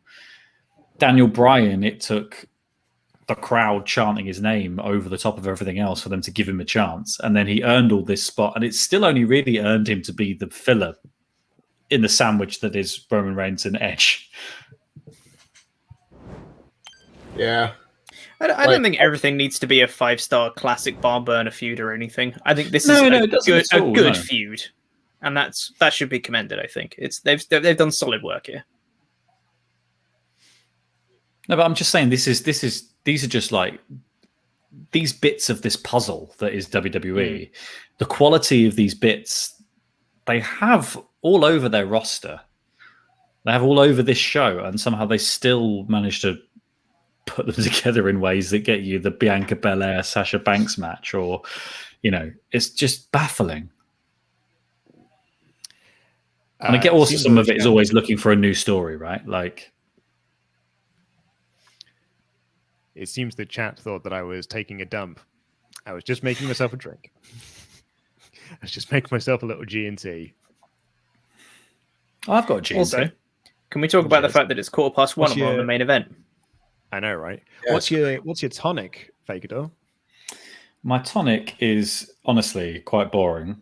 It's just an M&S Diet Indian tonic water. But what I've done, Luke, is put a bit of elderflower cordial in it. Oh, that's smart. I like it. I've got a cucumber. A cucumber tonic, and it is delightful. Should have just ended the sentence there. I've got a cucumber. I've just dipped a cucumber in the end of it. Stop. Just dipped a cucumber in. Electrolytes. Oh, this is good. This drink is fine. Like that. Brian just trying to take him down to the mat, and Reigns literally scurrying for the rope. Love that. I love cocky Brian. Yeah, he's the best, man. Because he knows he can outwork him. Mm-hmm. Outwork everyone. Wait, no, that's someone else. Like Roman's just standing there, and Brian's just like, "Let's do a wrestle. Let's do a wrestle." Come get me. So, like, this is Clash of Styles done really interestingly. Yeah. Look at like Roman. Oh my god, this is so good. Like Roman literally just stuff like look, this. I'm You not know, going to engage in your wrestling. I'm not going to engage in it. I'm just going to walk away from it. Yeah. I wonder if they'll flip at some point and Roman will engage in the wrestling. Because Let's that do will it better. be like the counter to the argument they've always made about Roman is that he doesn't really wrestle. He's just always been the Roman Reigns character of 5 moves. That's it. Yeah. It's when you get to see Brian do a match that has like a unique story like this that I get the sense where it's like, this is like what he wanted to do. Yeah. You know, This is Brian's wheelhouse. This. Yeah. Mm. This is wrestler man Brian Danielson. This is what he would be doing if he was wrestling in like Ring of Honor or New Japan or something right now. Love it. Go on, Brian. Love it. Love it. Oh, This is so good. Quick straw poll, guys. What's everyone's reckoning on the ending of this? I still think Edge cost Jimmy Uso. Brian. Dude, I I don't think so. love Roman's selling of this. Roman's looking at this guy being like, what are you doing? Roman's facial expressions from this past SmackDown and now have been so good. Roman cut a little promo, Brian cut one back, and Roman was like, yeah, I'm going to win, I think. But like, just said it with his face. It was absolutely spot on. Oh my god, I love this so much. Brian is the best. Look at that little smile. Look at this. Look at this. I love this so much.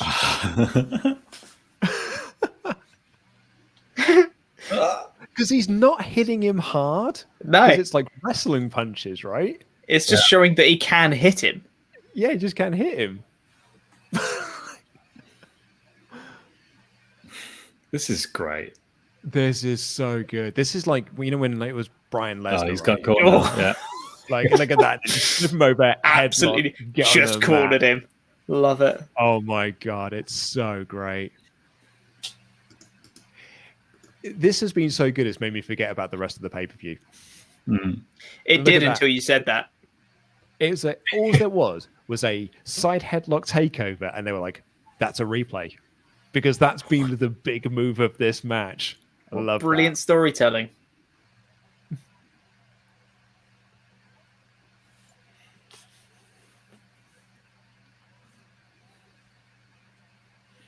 that as well, like when Brian was driving the knees into him, and then Roman was selling that, not as in like an ow, that hurts, but like a, oh, it's so annoying that he's doing that. Yeah. I should be able to stop that. But now he's selling And like now it's he's pain like, because he's now ow. ow. And this one means so much more because the other one wasn't like a huge oversight. Oh, he's shoulders are down, ref. Getting there. Ref was looking. I feel like Roman looked to the ref there to be like, you should have been counting, mate. Yeah. Did the referee see that one, Pete? No, he's too busy looking at the Fiend.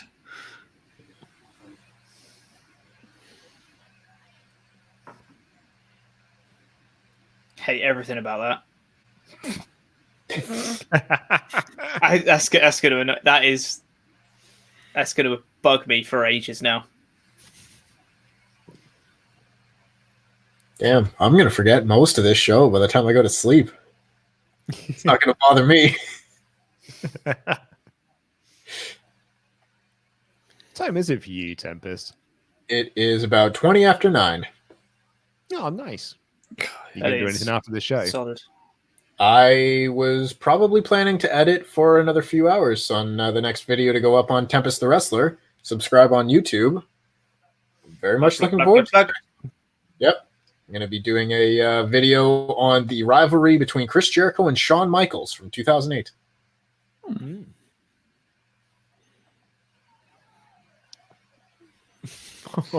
Great drop kick by Brian. What Love a drop kick. Great sell. Mm-hmm.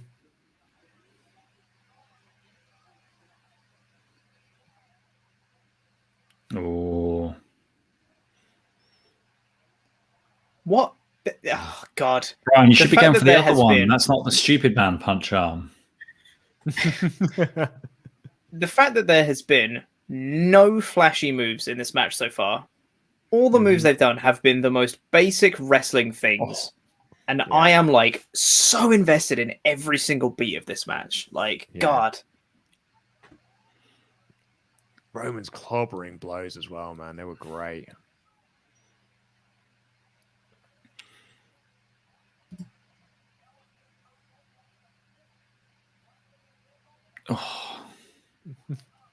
Oh, excellent slam. Excellent slam. Oh, Go, Brian. Nice. It does make you get mad into Bryan, doesn't it? Like, that's how good Daniel Bryan is. Yep. Do you remember when, like, there were people who thought that he may win the Rumble, but there were some detractors to that being like, man, well, it almost feels like it's too late to be doing the Bryan Rumble win, like, it should have happened years ago. But he's so good that it is just like, oh, no, yeah, maybe he should just win everything because he's the best. Yeah. yeah. I really wouldn't mind him winning the belt. Yeah, just winning all of it. Like, just have him win everything. Give him all the all the belts. titles. Yeah, it Oh, yeah. really Edge is here. confuses me. He's done nothing for the last 2 years. Totally forgot that Edge was there. Not gonna lie. Oh, yeah, Edge is here. I'm on the edge. Oh, so much of influence. the ring. Special ringside enforcer, this guy. So much amazing authoritative power that he's got in this match. Pete, What's he enforcing it? What's he enforcing it from? He's standing at The ringside. outside. He's enforcing the outside. Why couldn't he have done So that? interfere? Why couldn't he have done that without winning a match, dictating that he could do it? Because we see it every week on Raw and SmackDown that people are just at ringside because they want to be at ringside. Why are they doing a match for it? But Pete, he won the match. So but now he's got this spot. No, but this is the problem. Like, Love the match. Hate that this whole stipulation of the ringside enforcer rubbish. well, that's Just have the Edge problem, be isn't it? there. Because like it doesn't. The ringside enforcer thing only makes sense if it's Jey Uso. Because actually, in his absence, it doesn't work.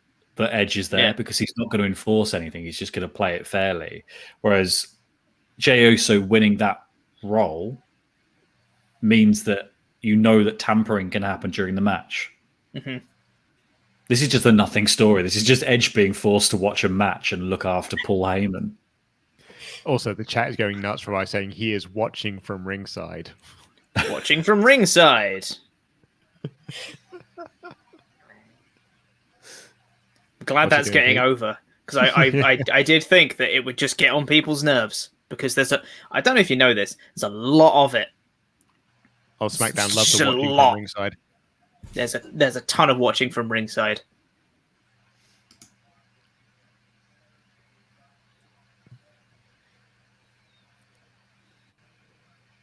Oh, I love that. When I get it in, you're not getting out. It's holding it on. It's too tight. You're not getting out of this headlock. You either tap or you snap. Let's go, Brian. I'm waiting for the day that someone taps out from a headlock again. I know they did it on NXT like in 2013, and it was awesome. I mean, Roman has the guillotine. That's a headlock, kind of. Yeah, but I want it like just a straight, like just having a regular chin lock. Just a regular hold, but you're so strong that you have to tap out. Just pausing to have a little chat with ringside enforcer Edge. Special ringside enforcer to enforce the match.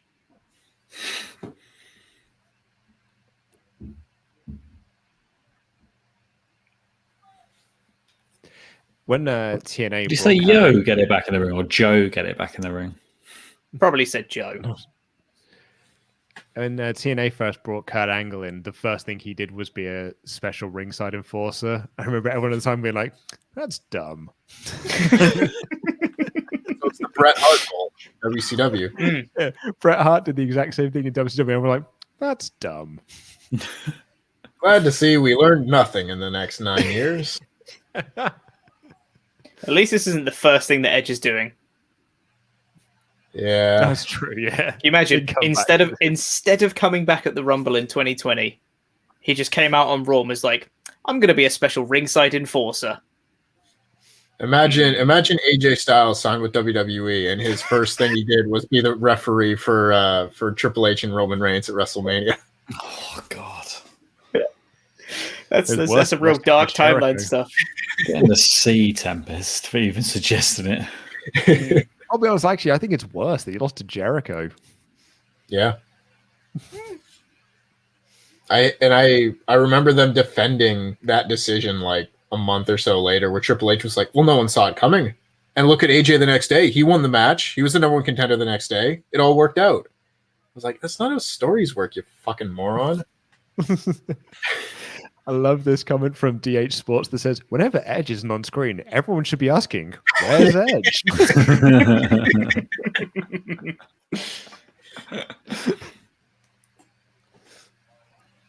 Very good. Man, I've been watching so much Series 3 Simpsons at the moment. It's so good.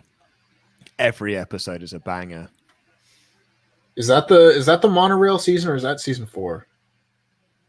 Oh, well, I haven't got to the monorail yet, but I think it is monorail. It's a good one. Ooh.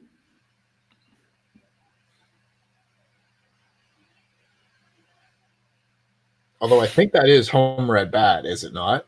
Isn't that Homer at Bat is? Oh yeah, there it is. Yeah, That's with my Wonder favorite Bat. episode. Yeah, It's so good. Shave those sideburns. I said shave them, hippie. Ah, Here we go. Roman's starting to feel himself now. Oh, nice hard whip. hard whip wrestling. What is whip wrestling? And how did you make it hard?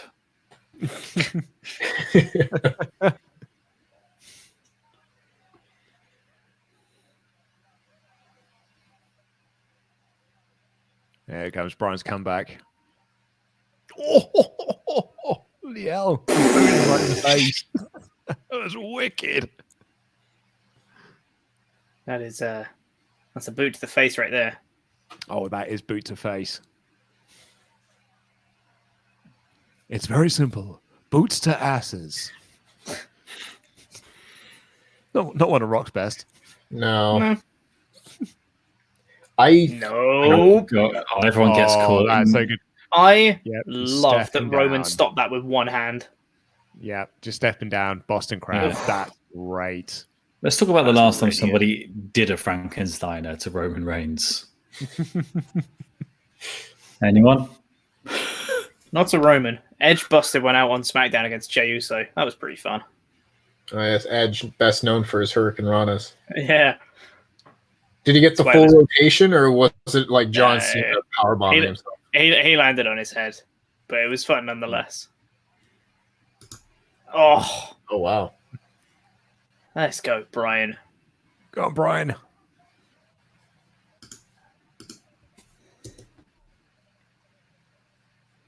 This seems like the utmost opportune time for, I don't know, Jey Uso to get involved. Or Jimmy, hey Pete. Or no one. Also fine. Oh, sorry, Edge is still here. He's just here, lads. He's enforcing. Don't worry, he's watching. He's doing a great job, you guys. I mean, Pete, has anyone interfered in this match? He's doing his job. The best defense. He's basically a scarecrow. By that logic, this Rock keeps tigers away. He's a scarecrow.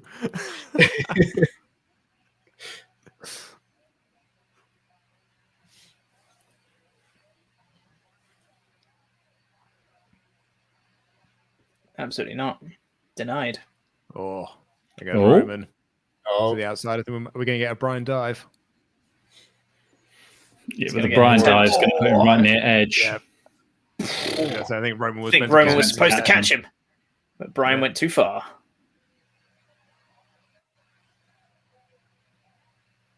Oh, not into the ring post. Oh, lovely. Ooh. That's a Goodness. lovely looking knee right there.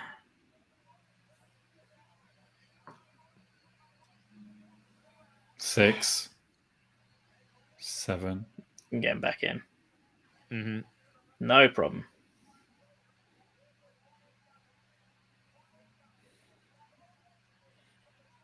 Oh.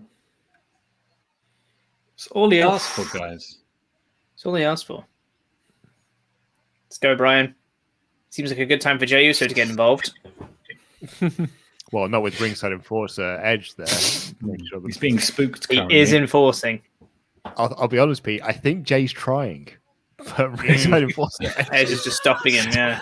Yeah. He's just going. He's actually like flying down and then seeing Edge and like, oh no, and then flying back.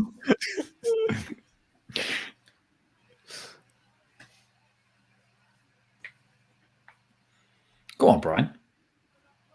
Go on, Brian.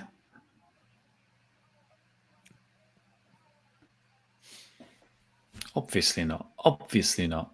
Obviously not. Obviously. He's thinking. He's into it. He's like, okay, fine, yeah, cool.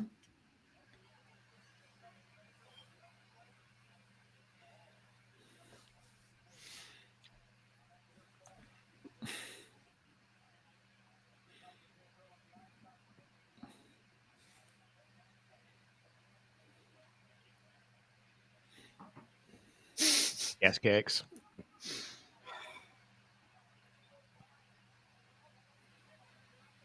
Ooh, Oh, it's just this is battering great him selling of with the those. S kicks. Oh, this is great. It's really good. So good. It's not just Reigns standing there taking it, ju- he's trying to Just escape trying. them. Yeah, trying to just get out, and he just can't. It's great. Oh, Oh, it's caught it. Negatory. Denied.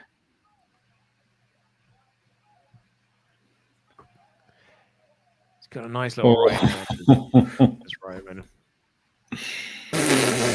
It's a great comment in the chat from Asa Dunn that said he's got an enforce field. He's stopping Jay from coming out. He's got an enforce field. It's why he's not doing much is because it's a concentration spell.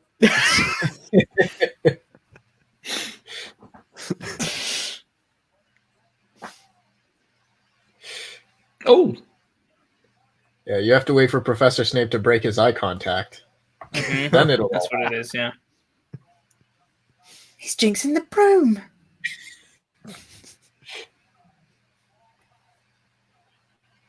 Hurricane Go Rana. on. Crikey. That is some power from Reigns. There it is. He's finished up that yes kick. Yes. Boom.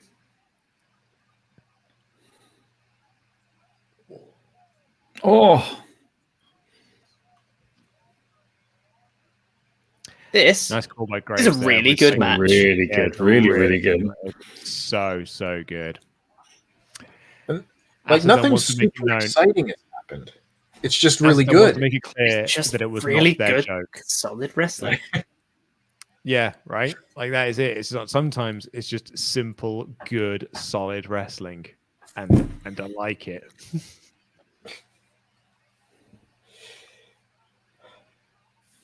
Because I do like wrestling, me. Dude. Oh, I don't. I hate it. Oh. Oh my You god. and wrestling Twitter.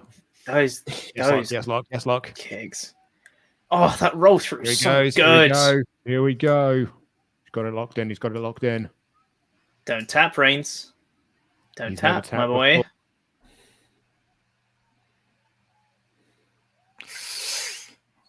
He's not tapped before. No. I don't think Christ, he's not even tapped moving. now. Oh, he's so close to the ropes. Go on. I think he's powering out of this. Brian's got him. Brian's got him.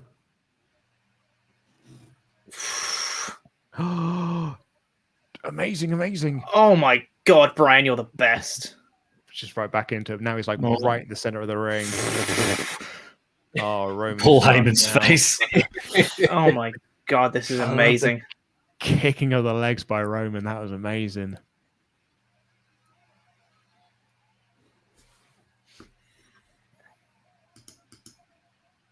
Go on. Oh, Roman's like...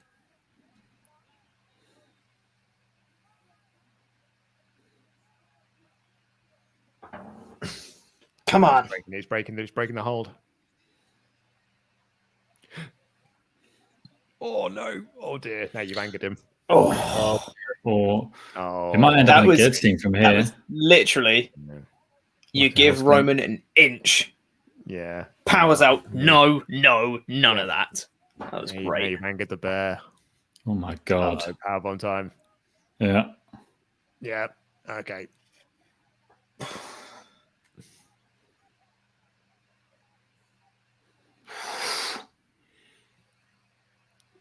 This is Good very golly, good. Miss Molly. Oh, man. The hands are sweaty. Just love it.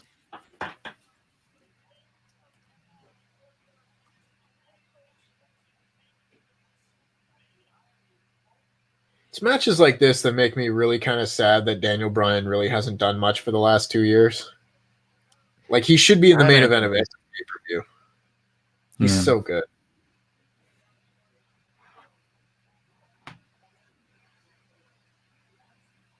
He definitely should have just at least been the Intercontinental Champion for 2 years now. Yeah. Oh, yeah.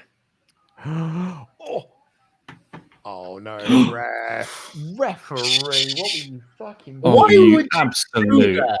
you Why were you clown! standing there? Oh no, Pete. I think Oh, Edge is oh, going for to he's go woken- on. God's sake. Woken Edge. I think he's going to count the pin. That's your job, edgy boy.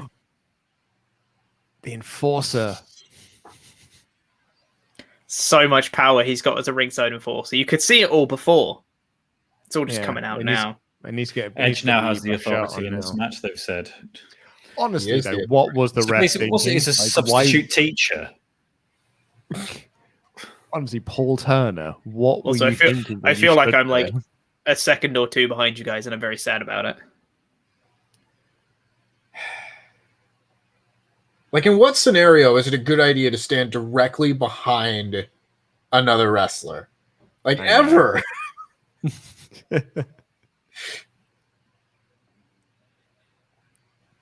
Oh boy. Well, at least now we know the finish can come from at any I point. love that turn to Brian being like, and you. You. That is so great. Ooh. Triangle.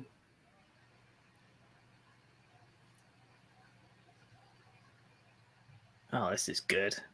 Oh no, it's the triangle hold. Is he going to power out? He's got to get out of this. He's going to power out, Powerbomb. yeah. Yeah, he's going to powerbomb him up here, I think.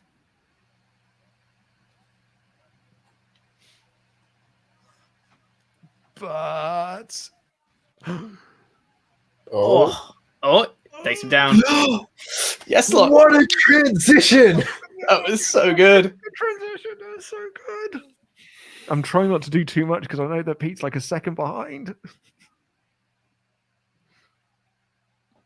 Oh, Christ. Go on, Yelling at Brian. him to tap out. Go on, Brian. Go on, Brian. There it is. Go on.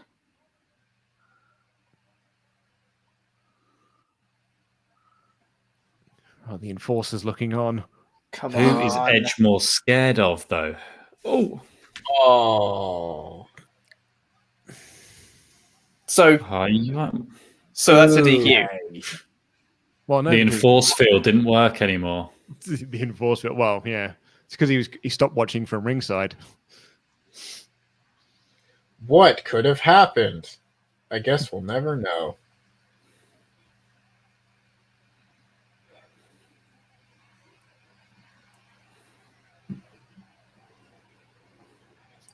To the ring post. Into the The post. ultimate Count the weapon. tally. That's another one. Yep. All right. And now he's out. Now Brian's got the chair. But who Brian will gets count the DQ'd. pin? Paul Turner, get up. Oh, no. Oh, no. Go on, Brian. Oh, Brian's extracting some revenge. Mm-hmm. Exacting some revenge? What did I say? Extracting. He's doing that too. Yeah. He's bleeding from the mouth. extracting some Bleeding revenge from the from him. mouth. That ref is still down. Which I guess makes sense. At He least it took was the a running knee. At least it was a running knee. Hang on. He's going to cane Edge. He's going to Edge. hit Edge. Yeah, he's going to hit Edge. Yeah, 100%. Yeah. Oh, Again, Edge, what were you thinking? Yeah. never stand behind. That's the two wrestler. people he was- standing behind He was Roman Reigns. just vibing. Okay, guys? Leave him alone. Jeez. Oh my god, yes! It's like the Elimination Chamber. It's like the Elimination Chamber.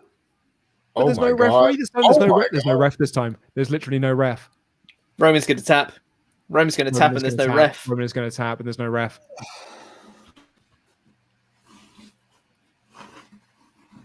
Man. It's literally over his mouth. Oh, Passing out like he's passing out. He's oh, passing this is out. amazing. Roman's fading. Look at his eyes. What brilliant selling. Oh my god. That's such good. That's What such brilliant good selling. I think he's, Oh, he's Roman fading. Reigns. out. He is out. He's tapping. He's tapping. He is tapping. That is a tap. Oh my That is a tap. God. Tapped. That is a tap. That is a tap. And Edge just. And Edge Oh just picked man. Oh man. This feels like a heel turn, right? This feels like a heel turn. No, it's a response to Brian hitting with a chair. Yeah, but he's also a heel. Like he's being a dick about it. Oh, he's messed up his hair now. It's like Yeah, with the poofy. whole like this is But where mine and stuff. you have and- to enforce Edge. Where are you going? You're a ringside enforcer. Come on, dude.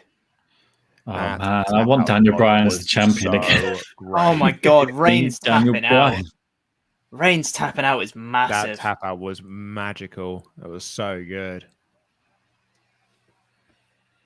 Wow. And it was just the most like meager, like Where can have barely do you it. been? Who Where knew have they were you going to been, just? ref? Who knew they were going to just stick a 5-star on the end of this show?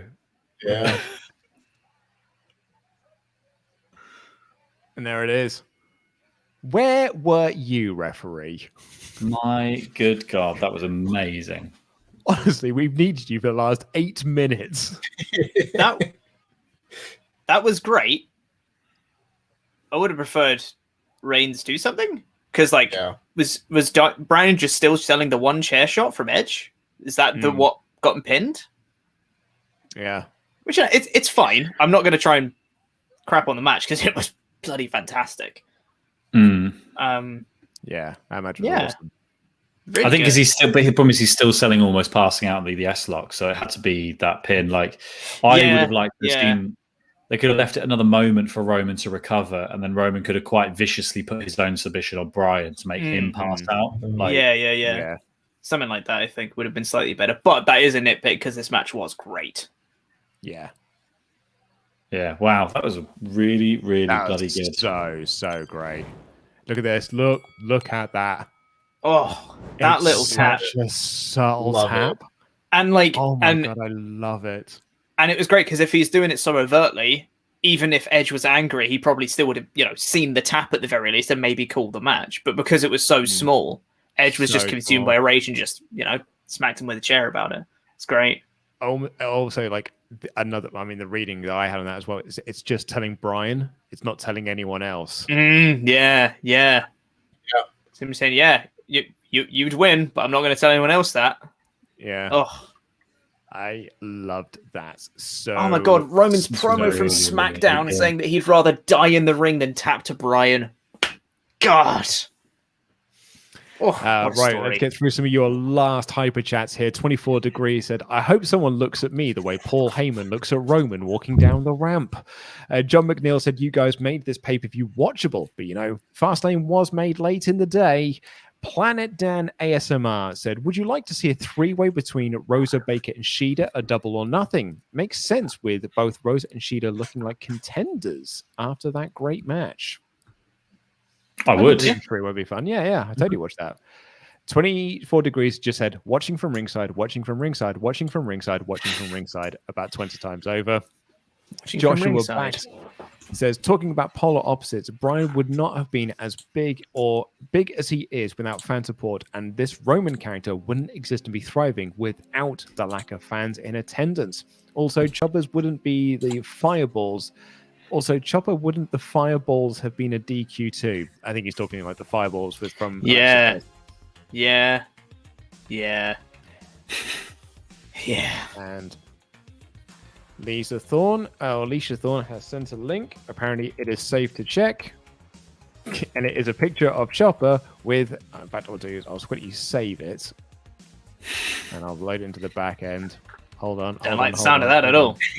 Hold on. I'll load it into the back end. It's coming. What did it save as? We're so professional. Hold on. Uno momento. Look at that. Edge was watching from ringside the entire time. God almighty. All right. Yeah, that's fair. Watching from ringside. He was watching from ringside, but that is all we have got time for on this edition. Thank you all so much for watching. If you're watching on the replay, click the videos that have appeared on screen, probably, if I remember to put them on. Thank you all so much for joining us. Thank you all so much for your hyper chats. Thank you to the 3,400 of you who are watching. If you haven't already, please do consider subscribing to this channel. We really do appreciate it. We've got, a bunch of stuff coming up for WrestleMania. But that was Fastlane. That was Live Reactions. I've been Luke Cohen. That was Tempest the Wrestler. Up there was Chopper Pete Quinnell. And still, your reigning Jam That Champion as we head into WrestleJamia, El Fakador Laurie Blake. Jam that jam, everyone.